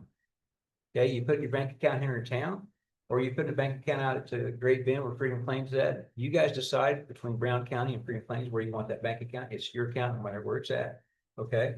But I keep it separate. Don't mix it with anything else, okay? So that difference in cost goes down in this bucket right here, guys. There's an administrative fee, which is the 34.31 here that on this particular sample. How you get that? If you look down here, this $47 here. That's the administrative fee on this particular sample. Today it's 54, guys. This is an old sample, but so it's 54. But anyway, this sample says 47 times 73 gives you 34.31 for every month. That's the administrative fee every month. So you guys lose an employee or gain an employee, it's going to be $54 times that employee that's on your roll. The 17,000 right here, everybody on the page there on that 17,000. Okay, that's going into your reserve account. Instead of going to Blue Cross, that's going into your reserve. Okay.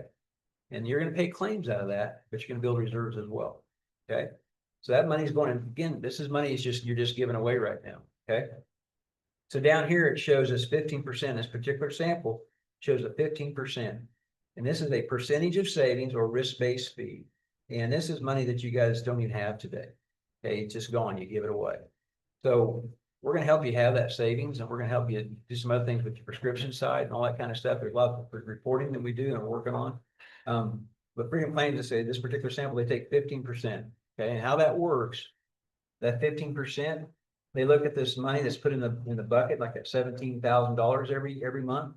Okay, after claims are paid each month, they take, like say if you had $1,000 left over, 15%, that'd be $150 left in there. 15% times 1,000 would be $150. Would be the check that would go to Freedom Plains on the percentage of savings. Okay. Now let's go. So that is each month is by itself. So you have 2 months that you built reserves and paid claims out of. We don't go back and multiply it off the amount of reserves built up. We just look at that month at $17,000 put in there every month and look at it from that standpoint after claims are paid. So we're not multiplying a huge number. Would be right. So anybody, do you guys get what I'm saying here in regards to your reserve account? Instead of giving that money to Blue Cross, you're putting that difference in cost. You're going to fund this whole program with your renewal. Say if your renewal comes in from Blue Cross this year at a 20% increase, that's where you start. We're not changing your budget.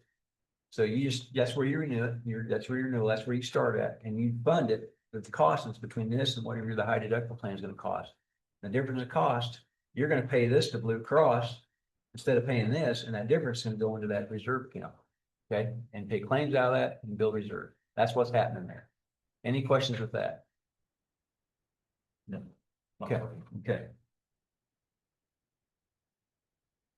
So page 3, that shows a histogram. Let's bypass the histogram and let's just go right down to the numbers. So there's $204,935. So remember, guys, that's $17,000 some dollars going into your bank account every month. Take that times 12, gives you that number right there. Okay. And that's if nobody gets sick, that's the amount of money would be in that reserve account on this particular sample. And we'd be able to determine what that would be for you guys as well. Okay. That 30,000, if nobody gets sick, that's that 15% on that percentage of savings I was talking about that Freedom Plains would get. Only if nobody got sick, that'd be the maximum it could be. Guys, that's going to be probably half of that or less because people are going to go to the doctors. That's going to go like this every month. Okay. You net out at 174, 195 if nobody gets sick. Down below there, that 2250 in that blue, you guys with me there in that box? That 2250 is that, this box is important to you guys. That's where this number came from. Okay. I don't know what your number will be, but for this sample, it's 2250. This is one that affects you guys. That's what we plug in there. So the 77.42 is claimants or break even point. So this means 77.42 people times that 2250 wipes out your remainder of that 174, 195. So what that means, guys, 77.42 people, just stay where you're at. The 77.42 people went through this whole gamut. They were in the hospital, they paid the $1,500, they paid the next 50% of 2250, their maximum out of pocket's done, they're still sick and still in the hospital. They use that 2250 out of the county's reserves, 77.42 times before you break even. We'll be able to tell what your break even point would be for your county. Okay. So the next page does answer the question, how many members will have claims over $6,000? That question right there at the top there in black. Okay. So how many members will have claims over 6,000? That means somebody went through this whole gamut, guys, and they hit that 6,000 and it was 100% on Blue Cross got that, but they used that 2250. So there were 73 employees, 160 in the group. Shows the dollar amount, this actuarial table, it shows the dollar amount of claims. The percentage that 160 that hit those claim amounts, and the yellow is how many bodies or how many people is shown to have that or estimated. So I always show guys this $0 in claims here. There's 29.82% of a group overall on average across the country that don't go to the doctor. You got people on your roll right now that don't go to the doctor every year. And right now, when you send that check to Blue Cross, you're paying for people that don't go. That stops in this program. You only pay for what happens. Just makes sense, right? So basically what are happening with these walls, that's what affects your insurance. Okay. We're not sending money to Blue Cross just to give them money. Okay. So this right here, 11.42, this means 7 or out of the over $6,000. That means somebody's went through this whole gamut over that 6,000. They say 7.14% of that 160 in the group, which is 11.42 bodies or 12 people are going to actually do this. It's going to be pretty close, guys, what this table's telling you. We'll be able to put your numbers in here and show you where yours is going to land as well. Even if you guys have 50 or 60 people reach that threshold, it takes 77.42 to break even. We'll be able to tell your break even point too. Okay. Any questions on that? Yeah. This next page, guys, this is just an informational page. I do point out letter H down here at the bottom.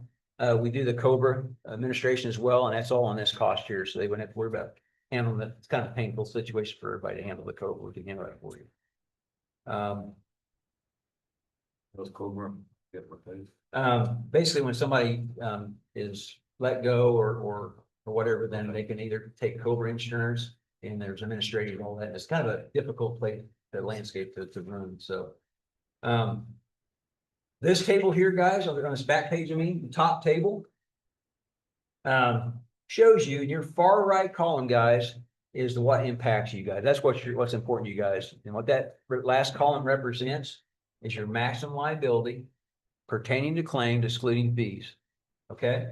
So this tells your worst case scenario on your reserve account. Okay.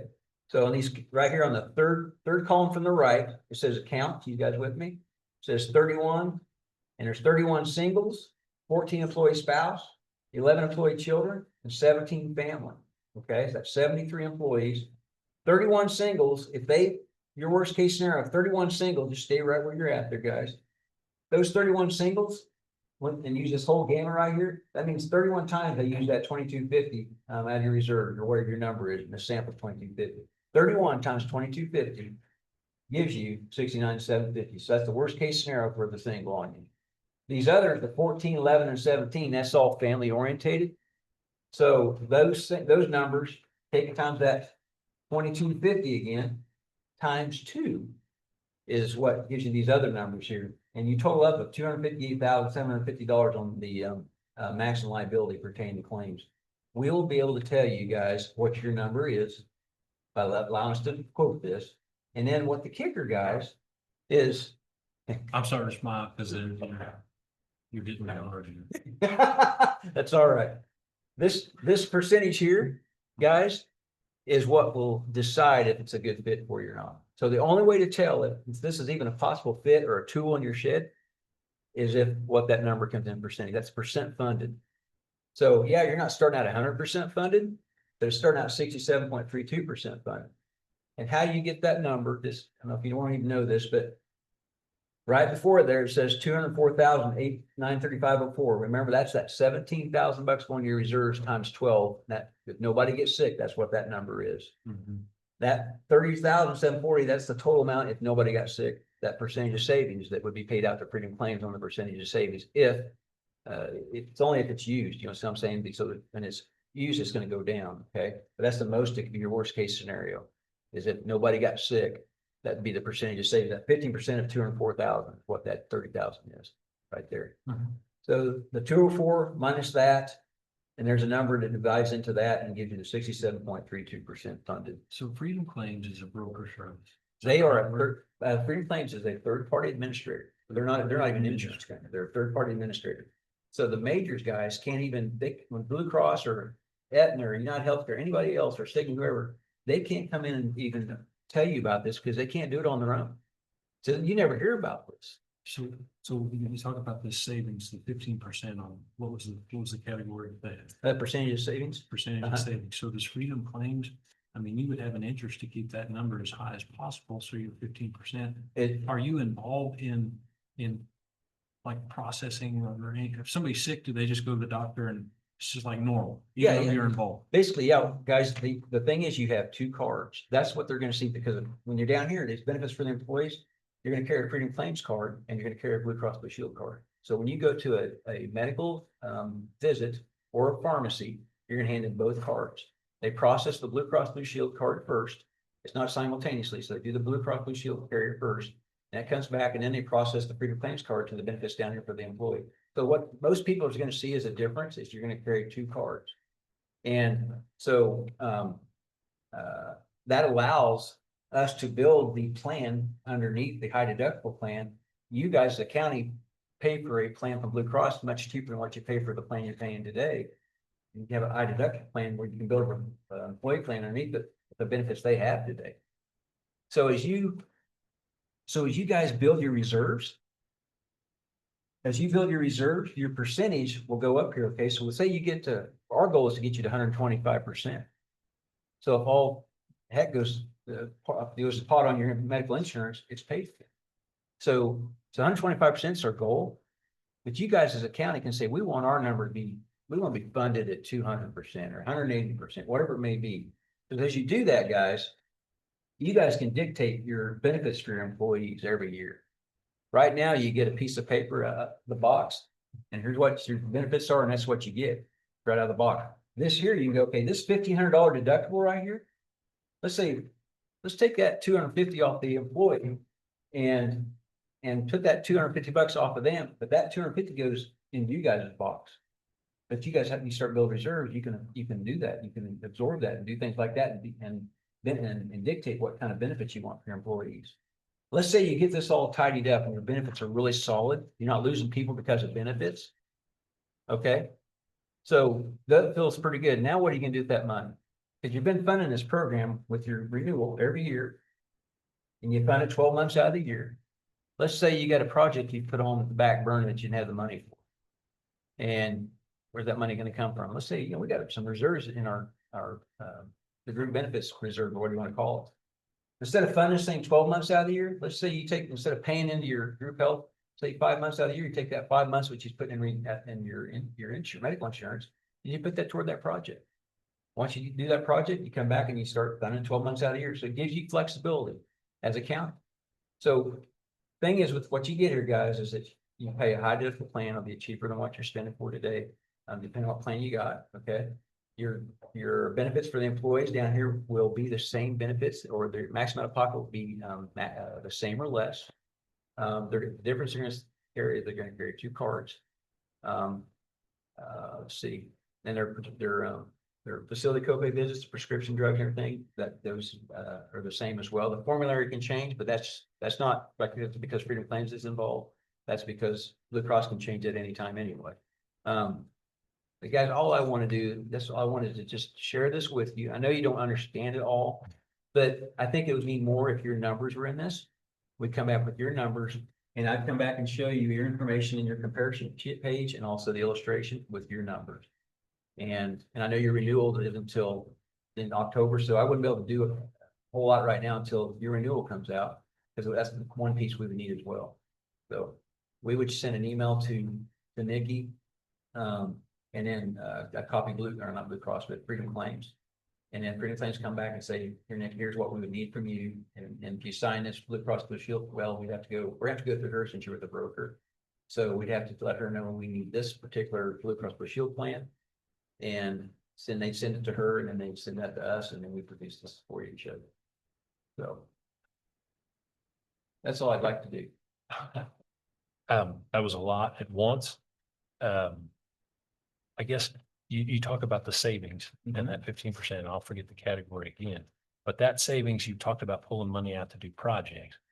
more than likely you'd save that money to account for the premium increase for the next year, right? That's totally, what you guys want, that's totally up to you guys. If what you want to do, yeah, you want to keep, your main focus with that money, guys, is benefits for your employees. Right.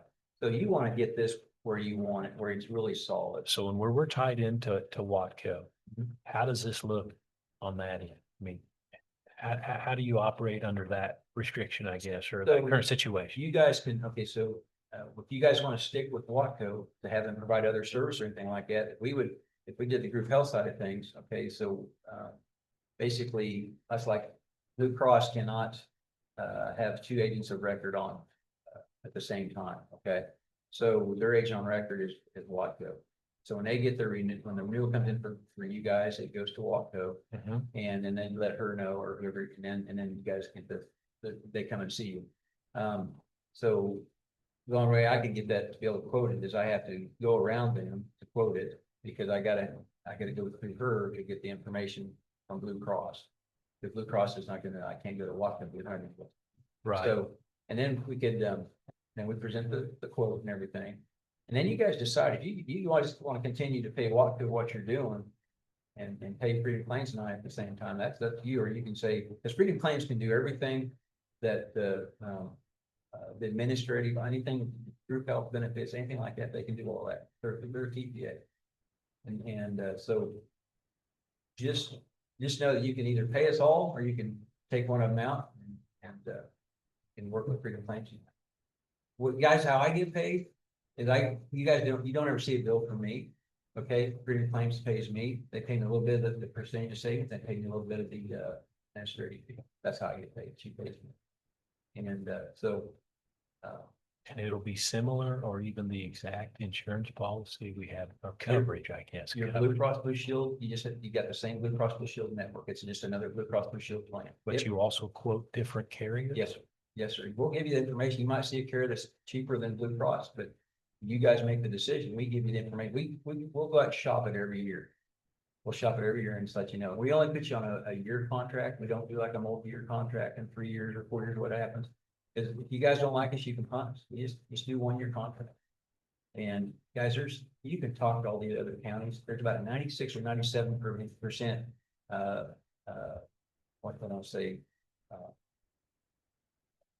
Whether they stay with the county, retention, about 97% retention with those counties, guys. The longest county on there that's been, I think Cheyenne County is I think like 2005 or something. When that started. Let's see, Ness County's a long termer. It's way back there. But most of them guys, there are about 15 of them on there back in about 4 years ago. When I came on, that's where I've just been really hitting it. And guys, there's some tremendous savings to be had. But you don't know unless I quote it. That's the thing.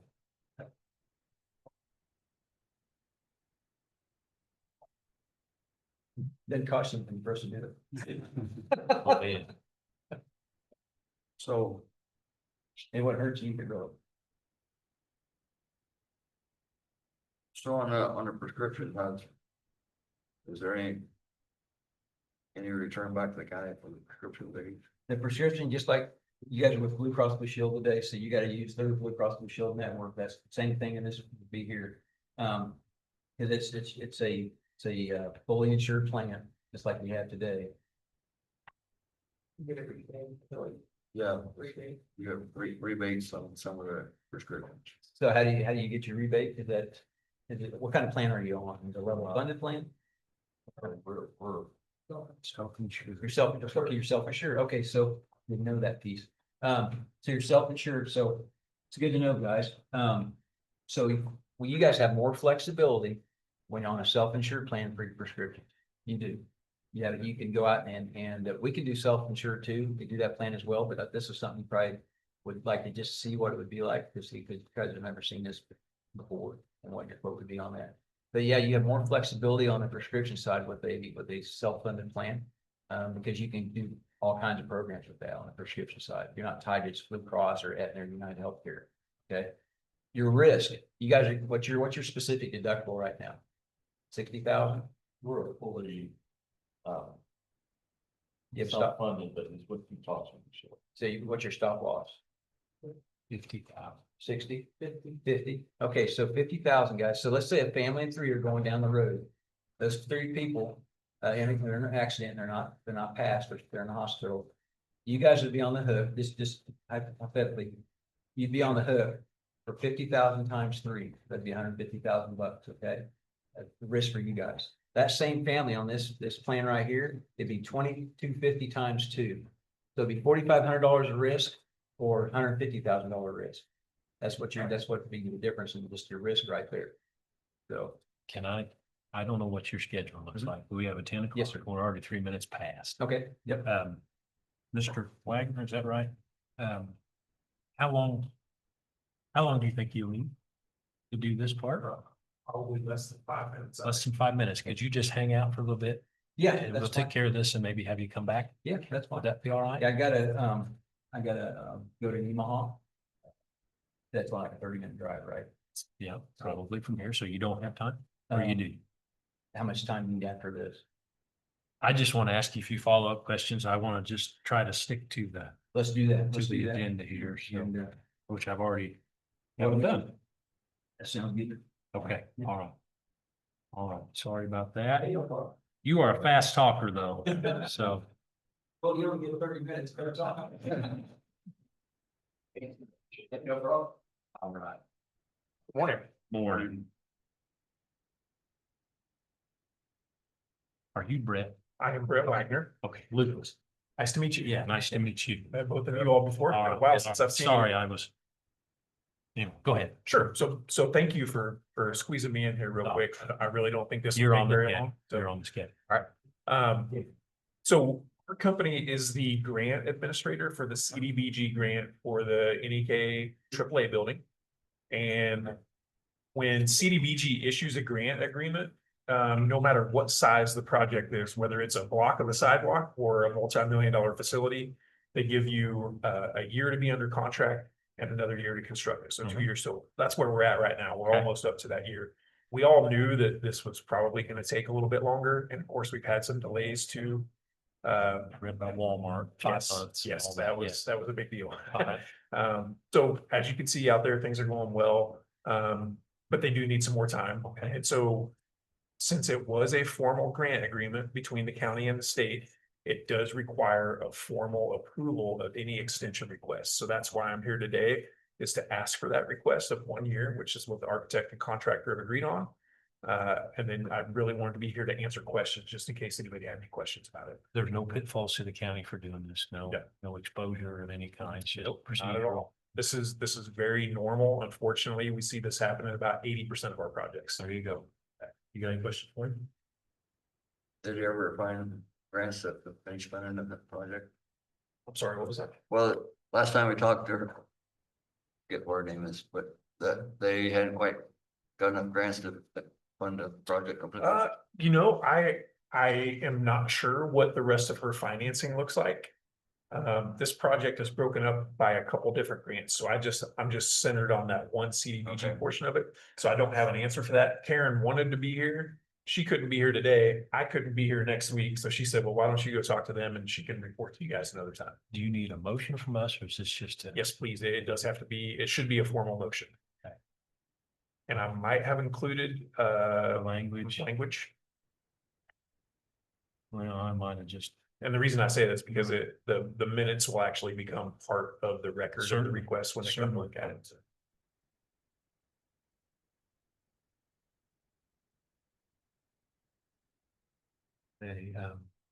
So I would make a motion, I'll just read it to you. I say authorize the chairman to execute the required letter of form formally requesting completion extension of 12 months for the NEK AAA CDBG project. That's right. That's what you want me? All right, well, I'll make a motion to execute the required letter and form formally requesting a completion extension 12 months for the Northeast Kansas Area Agency on Aging CDBG project number 23-PF-012. Is there a second? I'll second that. It's been moved and seconded. All in favor, say aye. Aye. Aye. Okay, motion carried. Thank you very much. I appreciate it. You bet. Short and sweet. And now do I sign this for you then while you're Yes. here, or does this go through you? They can be signed and just scanned to me, and then the originals will stay here. Nikki can put them Okay. in the CDBG folder, and then we'll organize all of that the next time we're here. Wonderful. I love the acronym too. Oh, thank you. Government Assistance Services, gas. Appreciate it. We're getting close to almost 40 years in business. Really? Yeah. Okay, good enough. All right, thank you. Nice to meet Appreciate you. it. Thank you. Yep. Good to Thanks see for you getting again. in. Thank Thanks Thank for you. being so patient with us here Oh, of and course. flexible Yeah, on I- time. I appreciate you. Thanks for All right, one in, one out. Okay, thank you. Have a good rest of your day. Come on back there. I know what time you have to be in Seneca. Well, it was one of those that, Robert couldn't get me on the agenda. They said, I need to have you stop by. They may want to see you. All right. Because I got, he get back to the office and saw my email later. Okay, well, we won't take more than a few more minutes, but so the health insurance thing is a big deal. We're with Watco. They're shopping for different plans, different options. Yep. So we've had one other company approach us and we kind of decided not to go that way. But now you're here. And I like numbers, I like information, but health insurance is so complex, it's got so many moving parts, I don't fully understand it. So the concern with us is cost and what do you say, continuity of care or continuity of it. I want the same insurance, basically that we have now. I don't want to make a big cut. That's not what we're after, but if we can save money, I'm all for it. Yeah, so we'll actually, guys, we'll quote you as we'll quote this as well. We'll quote the MERP, and we'll also quote your self-funded plan. So I'll give you both options. You're on a self-funded plan right now. We'll do the options there. We'll shop that too. And we'll also, give you this plan here as well. And we'll give you both ways. Well, we'll do apples to apples on your self-funded. We'll go out and look at that because they're stop loss insurance carriers, guys. It depends who you're working with and where they can get good rates. Those guys are shopping that all the time too. Watco shopping to trying to get a good stop loss carrier and stuff like that. But that's your 50,000 that you're doing on each one. So Green Plains looks at all those other stop loss carriers too, and they may go get better rates in that regard. So on the self-fund plan, they might be able to be cheaper in that area as well. I'll bring that and I'll also bring the MERP and show you this. And then you guys can just take a look and see, hey, we got this much risk with a self-funded plan versus the risk with an MERP plan. But then you trade off because the prescription side there, with the self-funded plan, you get a lot more flexibility in the prescriptions. This would tie you back to a Blue Cross Blue Shield network, okay, or whatever carrier it would be here. So that's the one. You either got a lot of risk and you got flexibility with your prescriptions, or you got low risk and you don't have the flexibility with your prescription. Okay, so guys, you get to see options that you've never seen before. You've never seen this come back to you and see what it is. What would it be like if we did this? You might as well let us do it. So you gain that knowledge, might as well learn that this year instead of you come back next year. If you want to quote it next year, you might as well learn now. And I'm trying to tell you what to do. I'm just trying to think if I was in your shoes, you're on your other side of the desk, they're thinking, what would I do with a businessman? No obligation. You need information. Yeah. We need to decide whether they'll allow that, basically. Is that right? Yeah, it's basically when I send the email and that's what we need. Of course, we're way ahead of game right now. We can get some information, but I'll still have to wait for the renewal, just like when you get your. And you've crossed paths with counties or municipalities that have had agreements with other insurance companies. This is just part of the game. Yeah, it's just, I can't go to, like, there's a form that we have, you guys fill out, it says, it's a Blue Cross Blue Shield form. All right. It allows us, you guys sign it, allows us to work with your Blue Cross Blue Shield, rep in your behalf. And that's a lot easier, but when you guys are with a broker, you still sign that, but it ain't gonna do us any good. We still have to go through, Nikki or whoever here. So were we on your rotation just to come see us again? I mean, how did this happen? I just call. I'm just haven't to. It's how been here in a while. fortuitous of you, because we've been discussing insurance. Yeah, but guys, this is an amazing opportunity. I mean, I've seen this thing. I've only been doing insurance for like 4 years, guys. And I was working for a company in Wichita called Lubrication Engineers. I worked there for over 30 years as the VP of operations there. November 2019, I got taken out, but 4 or 5 of us got taken out at the same time. Thought I'd retire there, didn't have. And great place to work. But the guy that owns Teal Insurance is a good friend of mine, been my personal financial advisor for 20 years, named David Jensen, out of Emporia. He said, why don't you come work and do group health insurance with me and stuff like that? And guys, my eyes rolled back in my head. I didn't want to do that. Who wants to do insurance? Who wants to talk about it? You know, but so anyway, what happened? About a year later, because I told him no, and he said, "You've been thinking about it." I said, "Let's do it." And we started. He said, "I want to build the group health side of it." He said, "Let's go do that." And we started running into Julie Armour. Julie Armour is the owner of Freedom Claims. Okay, and every time we ran into her with the cities and counties or hospital or school or whatever, they have her. They were super happy. So let's go meet her. So we went out and met with her, talked to her, and she partnered. And guys, it's been a great partnership, and they don't have sales agents that do what we do. They just started getting into some sales agents and working at, but they basically, she's kind of been doing this kind of word of mouth. She started in the county area out there in the western part of Kenya. And you can see she's got 96 highway out there all the way to the county or to the Greeley County out there where she's in Great Bend. But guys, you think about it, 15 counties, and let's see, when I started 4 years ago, with 15 counties, it's a 35 right now. It's quite a shame. All right. All right, it's informational. It's no obligation. Is there any more questions? And you were here 3 or 4 years ago, I was here, but they just threw you out and didn't I didn't get to work. didn't get a quote. All All I right. mean, it's Tough you customer. understand it. It's kind of like, but it's really, you guys are just buying a different policy. If you go this route, different Blue Cross Blue Shield policy. That's it. This is, I'm gonna show you what you're currently doing, but also bring a medical expense reimbursement. I'll show options. And you're gonna quote Blue Cross, We'll look United at, we'll look at Healthcare. Healthcare, Aetna, Aetna. all the majors out there. So the preference here, the strong preference is Blue Cross. Which, Most people are, that's okay, the but comfort word. we'll see it. Yeah. We'll bring back the best approach on this illustration. You got one that shows that United Healthcare, and it's not even worth showing the illustration. You'll see it on here, but you'll show the illustration one, the better one here on this part. We'll go into deeper detail. If Blue Cross looks better here than United Healthcare, we'll show the illustration of Blue Cross Blue Shield. I'm not gonna bring 50 things to these. I just bored you to tears and just today. Overwhelmed is the word overwhelming, I like yeah. to use. So I'll just, whatever's the best option, I'll bring it in the illustration as well. So we've got name brand coverage Yes. for Yeah, for it's- hopefully cheaper and employees won't really even notice it other than having They two carry cars. cards in your formulary. Obviously, if you go to a fully insured plan, Blue Cross network, that'll be a change in the prescription. They will notice that. Because they got, I don't know who you're with now, how you're doing that, how you're set up there with your self-funded plan. But they will notice that. But it's a two-card system, they're gonna really know. But they just gotta hand both of them in. We have a little sleeve, the plastic sleeve. You put the Blue Cross Blue Shield card and the Freedom Claims card in, and you have it, you pull it out, you just give them both. Then you don't have trouble not giving one or the other, just give them both. So then is there an education process of employees to get them? We do that. It's all done. Yep. That's And- all part of it. The fees that you laid out are right there. They're per employee and then percentage of the That's savings. it. That's it. Yeah, and now if there's like 1095 filings and stuff like that, if you want to do those type of things, there's a fee for that. You'd have to just call Freedom Claims, they'll tell you.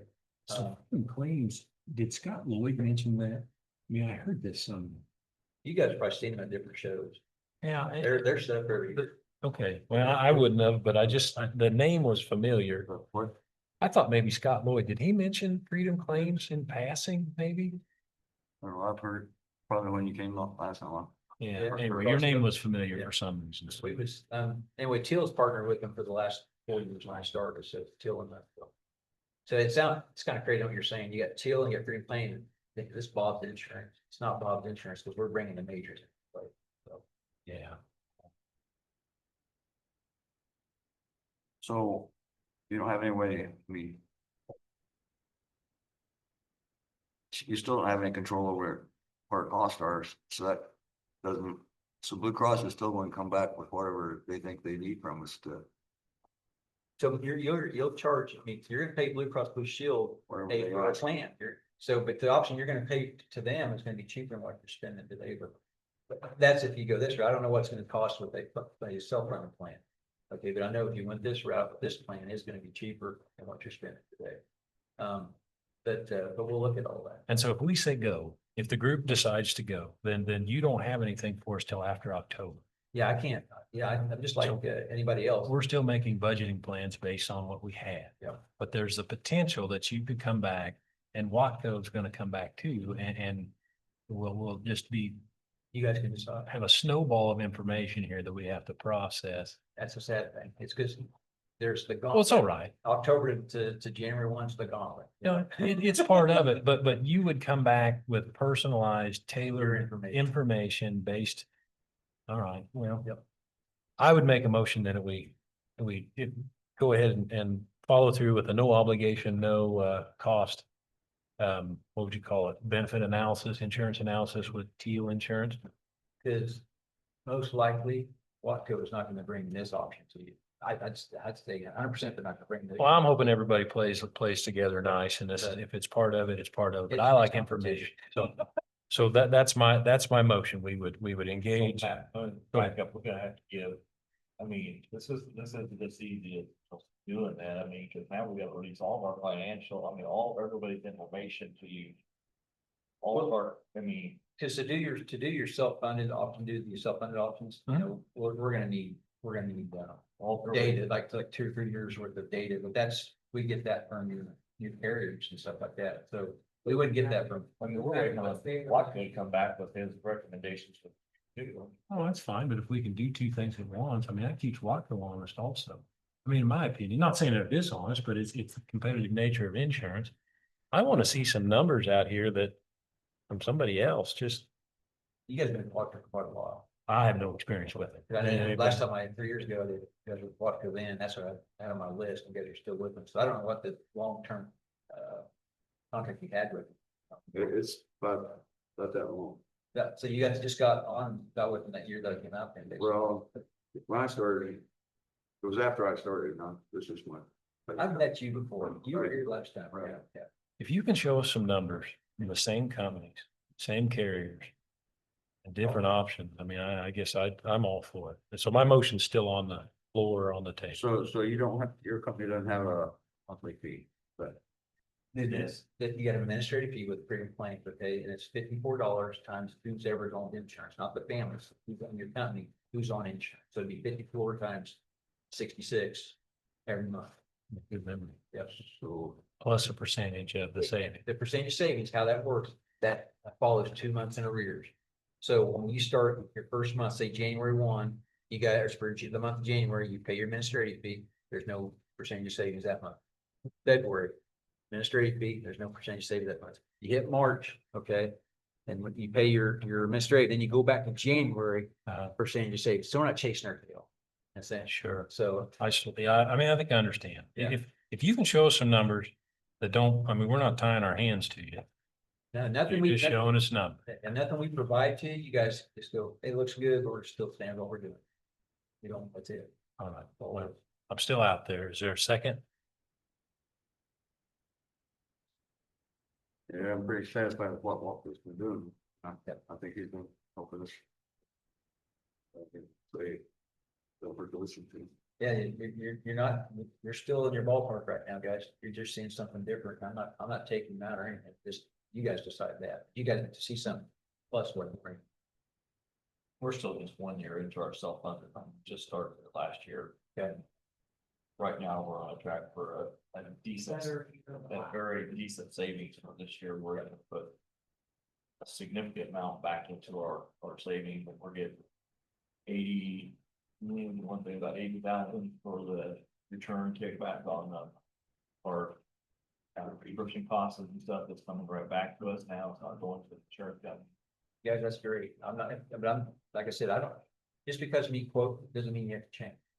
And just, you could, like I said, it doesn't hurt you to allow me to quote. That's something. You learn something. I guess.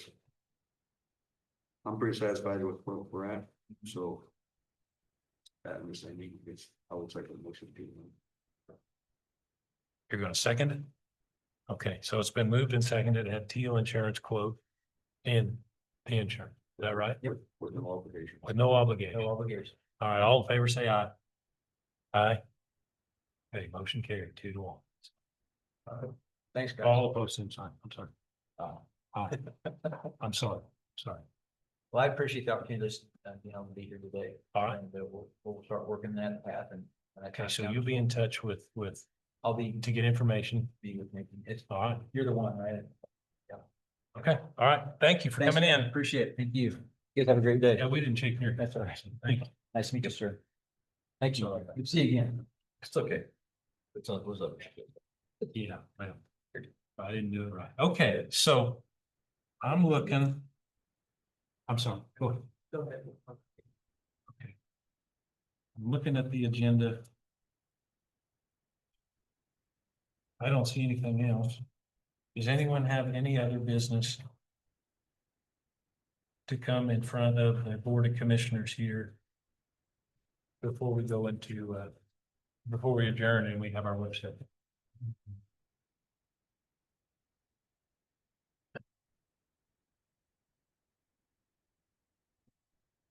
Will be probably a 20-minute executive session for personnel. Okay. Okay, all I have left is some questions. Do you have anything? For that. No, it's actually. I think it can all be done in the work session. Okay, okay, so, I'd like to go back and, all right, building and permits that would be the room for the hearing. We want to do that, but don't say on there. on the 25th.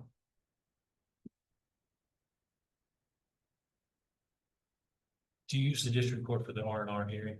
Do you anticipate a crowd? If we anticipate a crowd, we better go.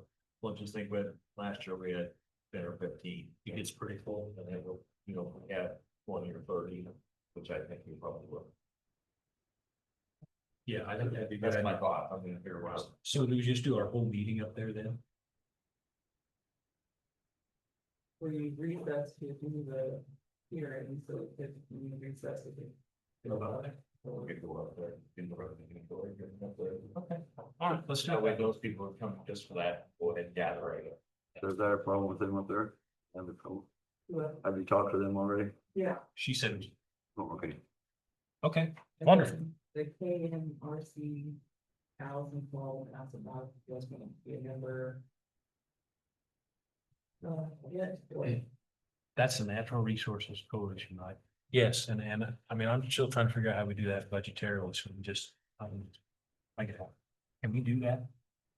On the. I had asked before if we could do that, so it, through my salary, essentially. Can I just allocate part of my salary to go to that? And do it? It has to be, yeah. Got it. Okay.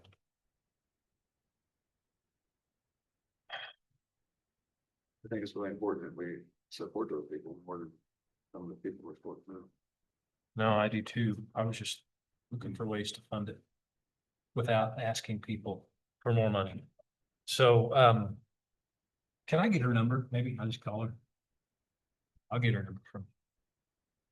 Okay, we need to take a 5-minute recess. And then we're gonna come back in the regular session. And then we'll have, yeah, so I move we take a 5-minute recess. Okay, moving second, all in favor, say aye. Aye. I'm back in 5 minutes.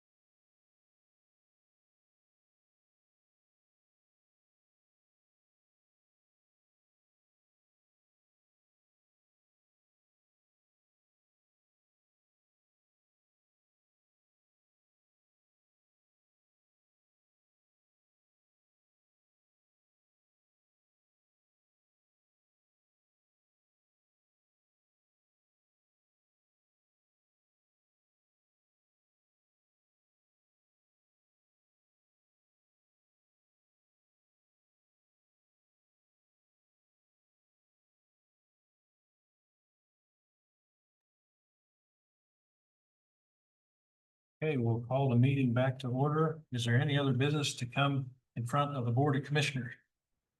Yeah, I'd like to have a 15-minute executive session with the three commissioners for non-elected personnel for performance. Just us three.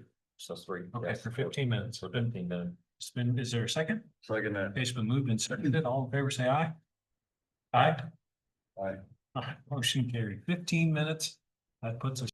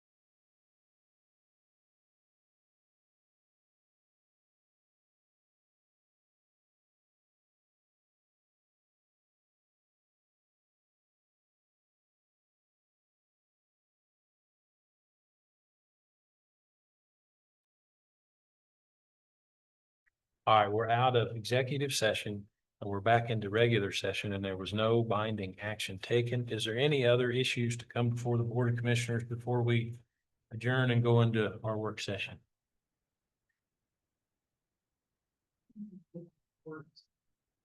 Budget. We need to move more of the. With my budget, because they have to be on here, and the state, Okay, but I'm going to, they are. should it be done today? Because we, Well, we have to have it done because they have to have it submitted before our budgets are. all right, well, let's take care of it. And then I forgot, I pointed to you, Nikki, because we need to call BJ. If she's got to. She's got to. All right, so.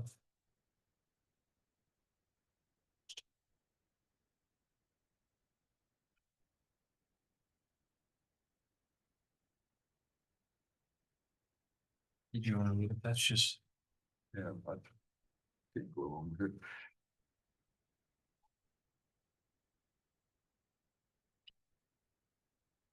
Okay, so please explain this to me again. So we saw these as proposals, but when we sign these, does that change it from a requested to a approved? Okay. Or if we sign it, I suppose I should say. Okay.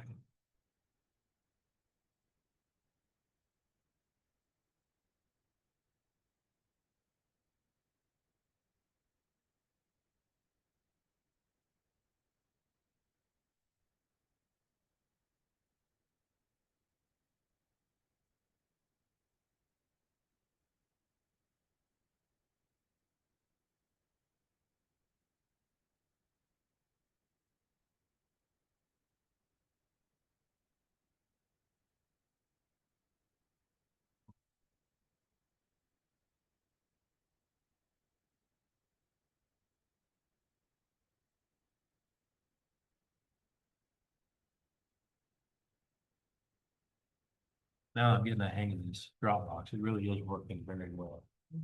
Yeah, reaching back and finding this stuff, it's pretty handy.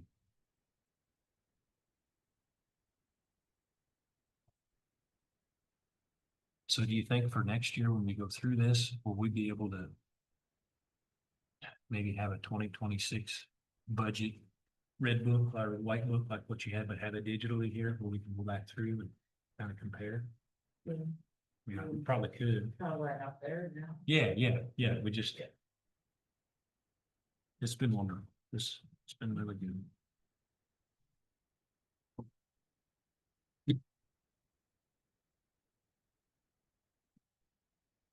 Hey.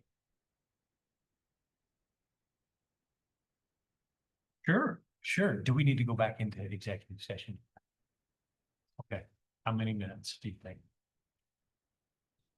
Can we go for 10? If we want to Absolutely. do that? No, there's no restriction. I can- Whatever you think you need. Huh? Whatever you think you need. Okay. Okay, Us, and to discuss conduct again. yes, it's Right. still all Yeah, okay, well, I'll make a motion. We go into executive session for 10 minutes to discuss employee conduct with the three commissioners, county clerk, and county treasurer in attendance. All in favor, say aye. Aye. Aye. Okay. Motion carried. We'll be back we'll go into executive session, be back at about 11:01.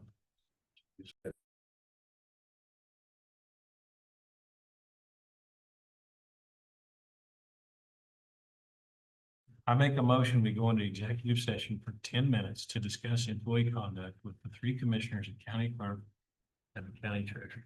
Is there a second? I'll second. Okay, it's been moved and seconded. All in favor, say aye. Aye. Aye. Aye. Okay, motion carried. Thank you.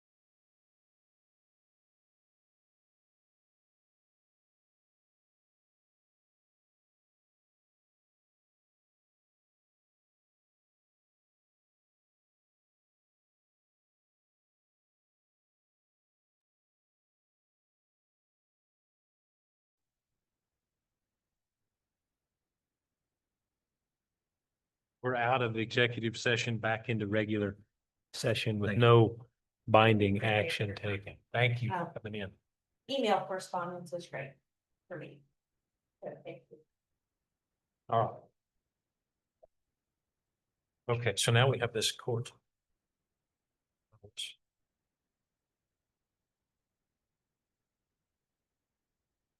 Okay, so I guess as a matter of procedure here, what I'm looking at is the Ford County District Court. And then I see the Brown County District Court.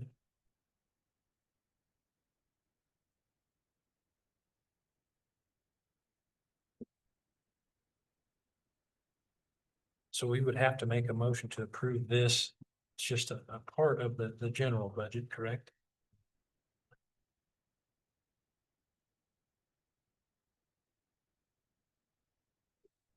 Signs. All right, well, is there any discussion? Yeah. Go ahead. Keeping everybody else about the same, so why are these people want more? So. Well, in the 4th district court, they just raised that. 45,000 and raised 50,000. You know, they percentage that, that's not super big issue, but it is an issue with other people aren't getting increases, why are that, they're getting increases. So that's all on that. On this one. Basically the same thing.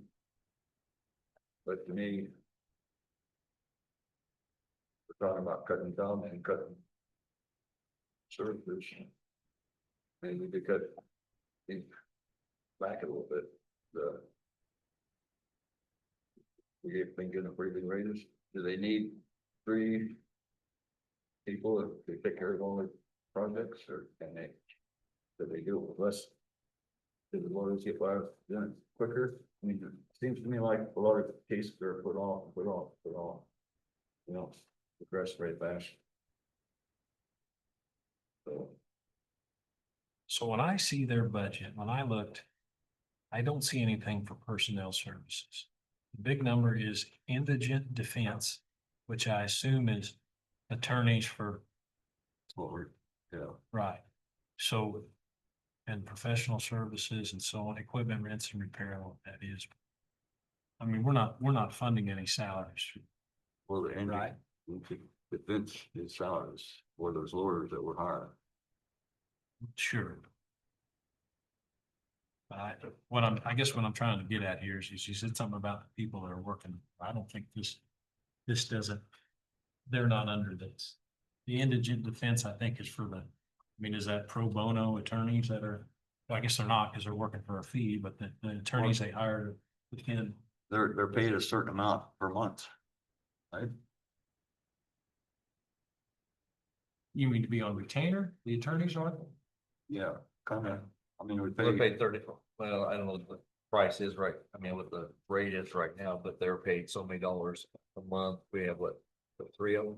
Right. I mean, and they take the cases as they come up, you know, because you can't afford one, we'll appoint one for you. Well, those are the ones we appoint. And if we're not doing cases, if things not happening, if we're not doing anything to have cases, then we don't need them, but we have a lot of cases for them. but we still pay them the same amount. We just So don't have no. it's a monthly, aren't they on a monthly? Pay? I'm gonna reach or ask you guys your wealth of knowledge on what you've done in the past. If I look at the courts, What has happened in the past is they've always gave the raise at a different time of the year, but now that will be changed this next year. Anything they will be doing will happen at when the budgets are happening. Before it was happening at a different time of the year, and then it looks like when I look at our budget worksheet, in 24 and 25, requested and adopted are the same number.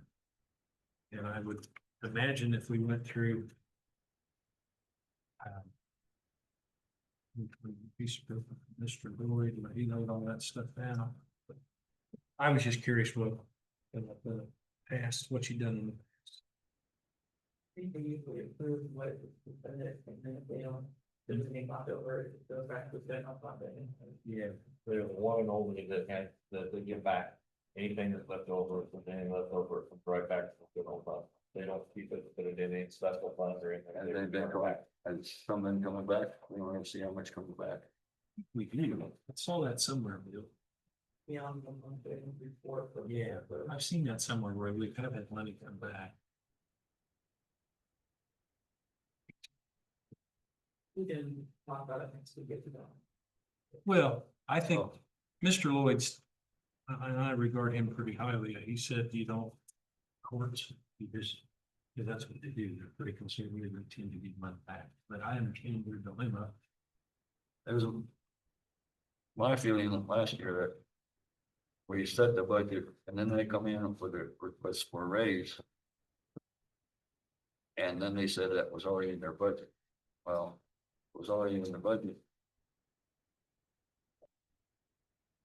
To me, it looks like if they raise their budget, then they're gonna come in and ask for the raise.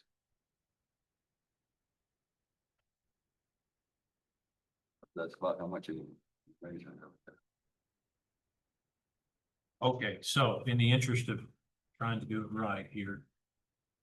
This letter says the 15th of May. So we've had this for 2 months. Okay, so they want us to do something because they need to have it for our budget. We approved it before, but higher than the state. They submit it to the state. And So so what are we doing? Go with what they say. you come up with the works, but if you have a question, Bill, I mean, if we can, you need a question, you need to have a question answered, that's fine. Do you want to talk to the judge? You might have to just call him on your own, you know. All right. I don't know. Last time I tried to talk to him, he didn't talk very much to me, so. Well, I don't know. I would go with keeping it the same it was, but I don't see that a worse and such short money, why they need more than anybody else. But they're asking for almost $20,000 more. The year before that, then raising, go from 23 to 24, that was only 11,000. Now we're went from 24 to 25 was 17,000 or more. Now they're wanting 19,000. Towards the end of it. Well, the difference, I mean, I guess I believe is in equipment rents and repairs. And then indigent defense. So it's probably because the attorneys they're contracted with are asking for more money. And I believe the judge said something about some equipment they were buying, but I don't remember what it was. That's right. Something Was about that worth that. $15,000 more? It's 7,300. It went from 16,000, they're asking 23,500. So there must have Go to been more updated some court equipment. reporting material, equipment. She was sort of using old court reporting.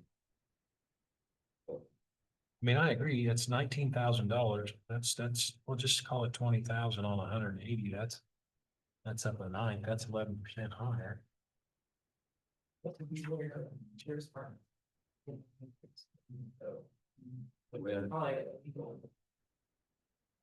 We had to bring the sheriff's brigade, yeah, you want no good chance of that. No. My comfort level with the court system is pretty low because I just don't know much about it. I mean, I do see where they reimbursed. Here it is. District, they reimbursed. There's the numbers. $8,000. Yeah. That's all right. That's all right. Reimbursement. For 38, 23, 26, but here we only got reimbursed 8. So, But that's just so full. Isn't that right? okay, 25 is actual.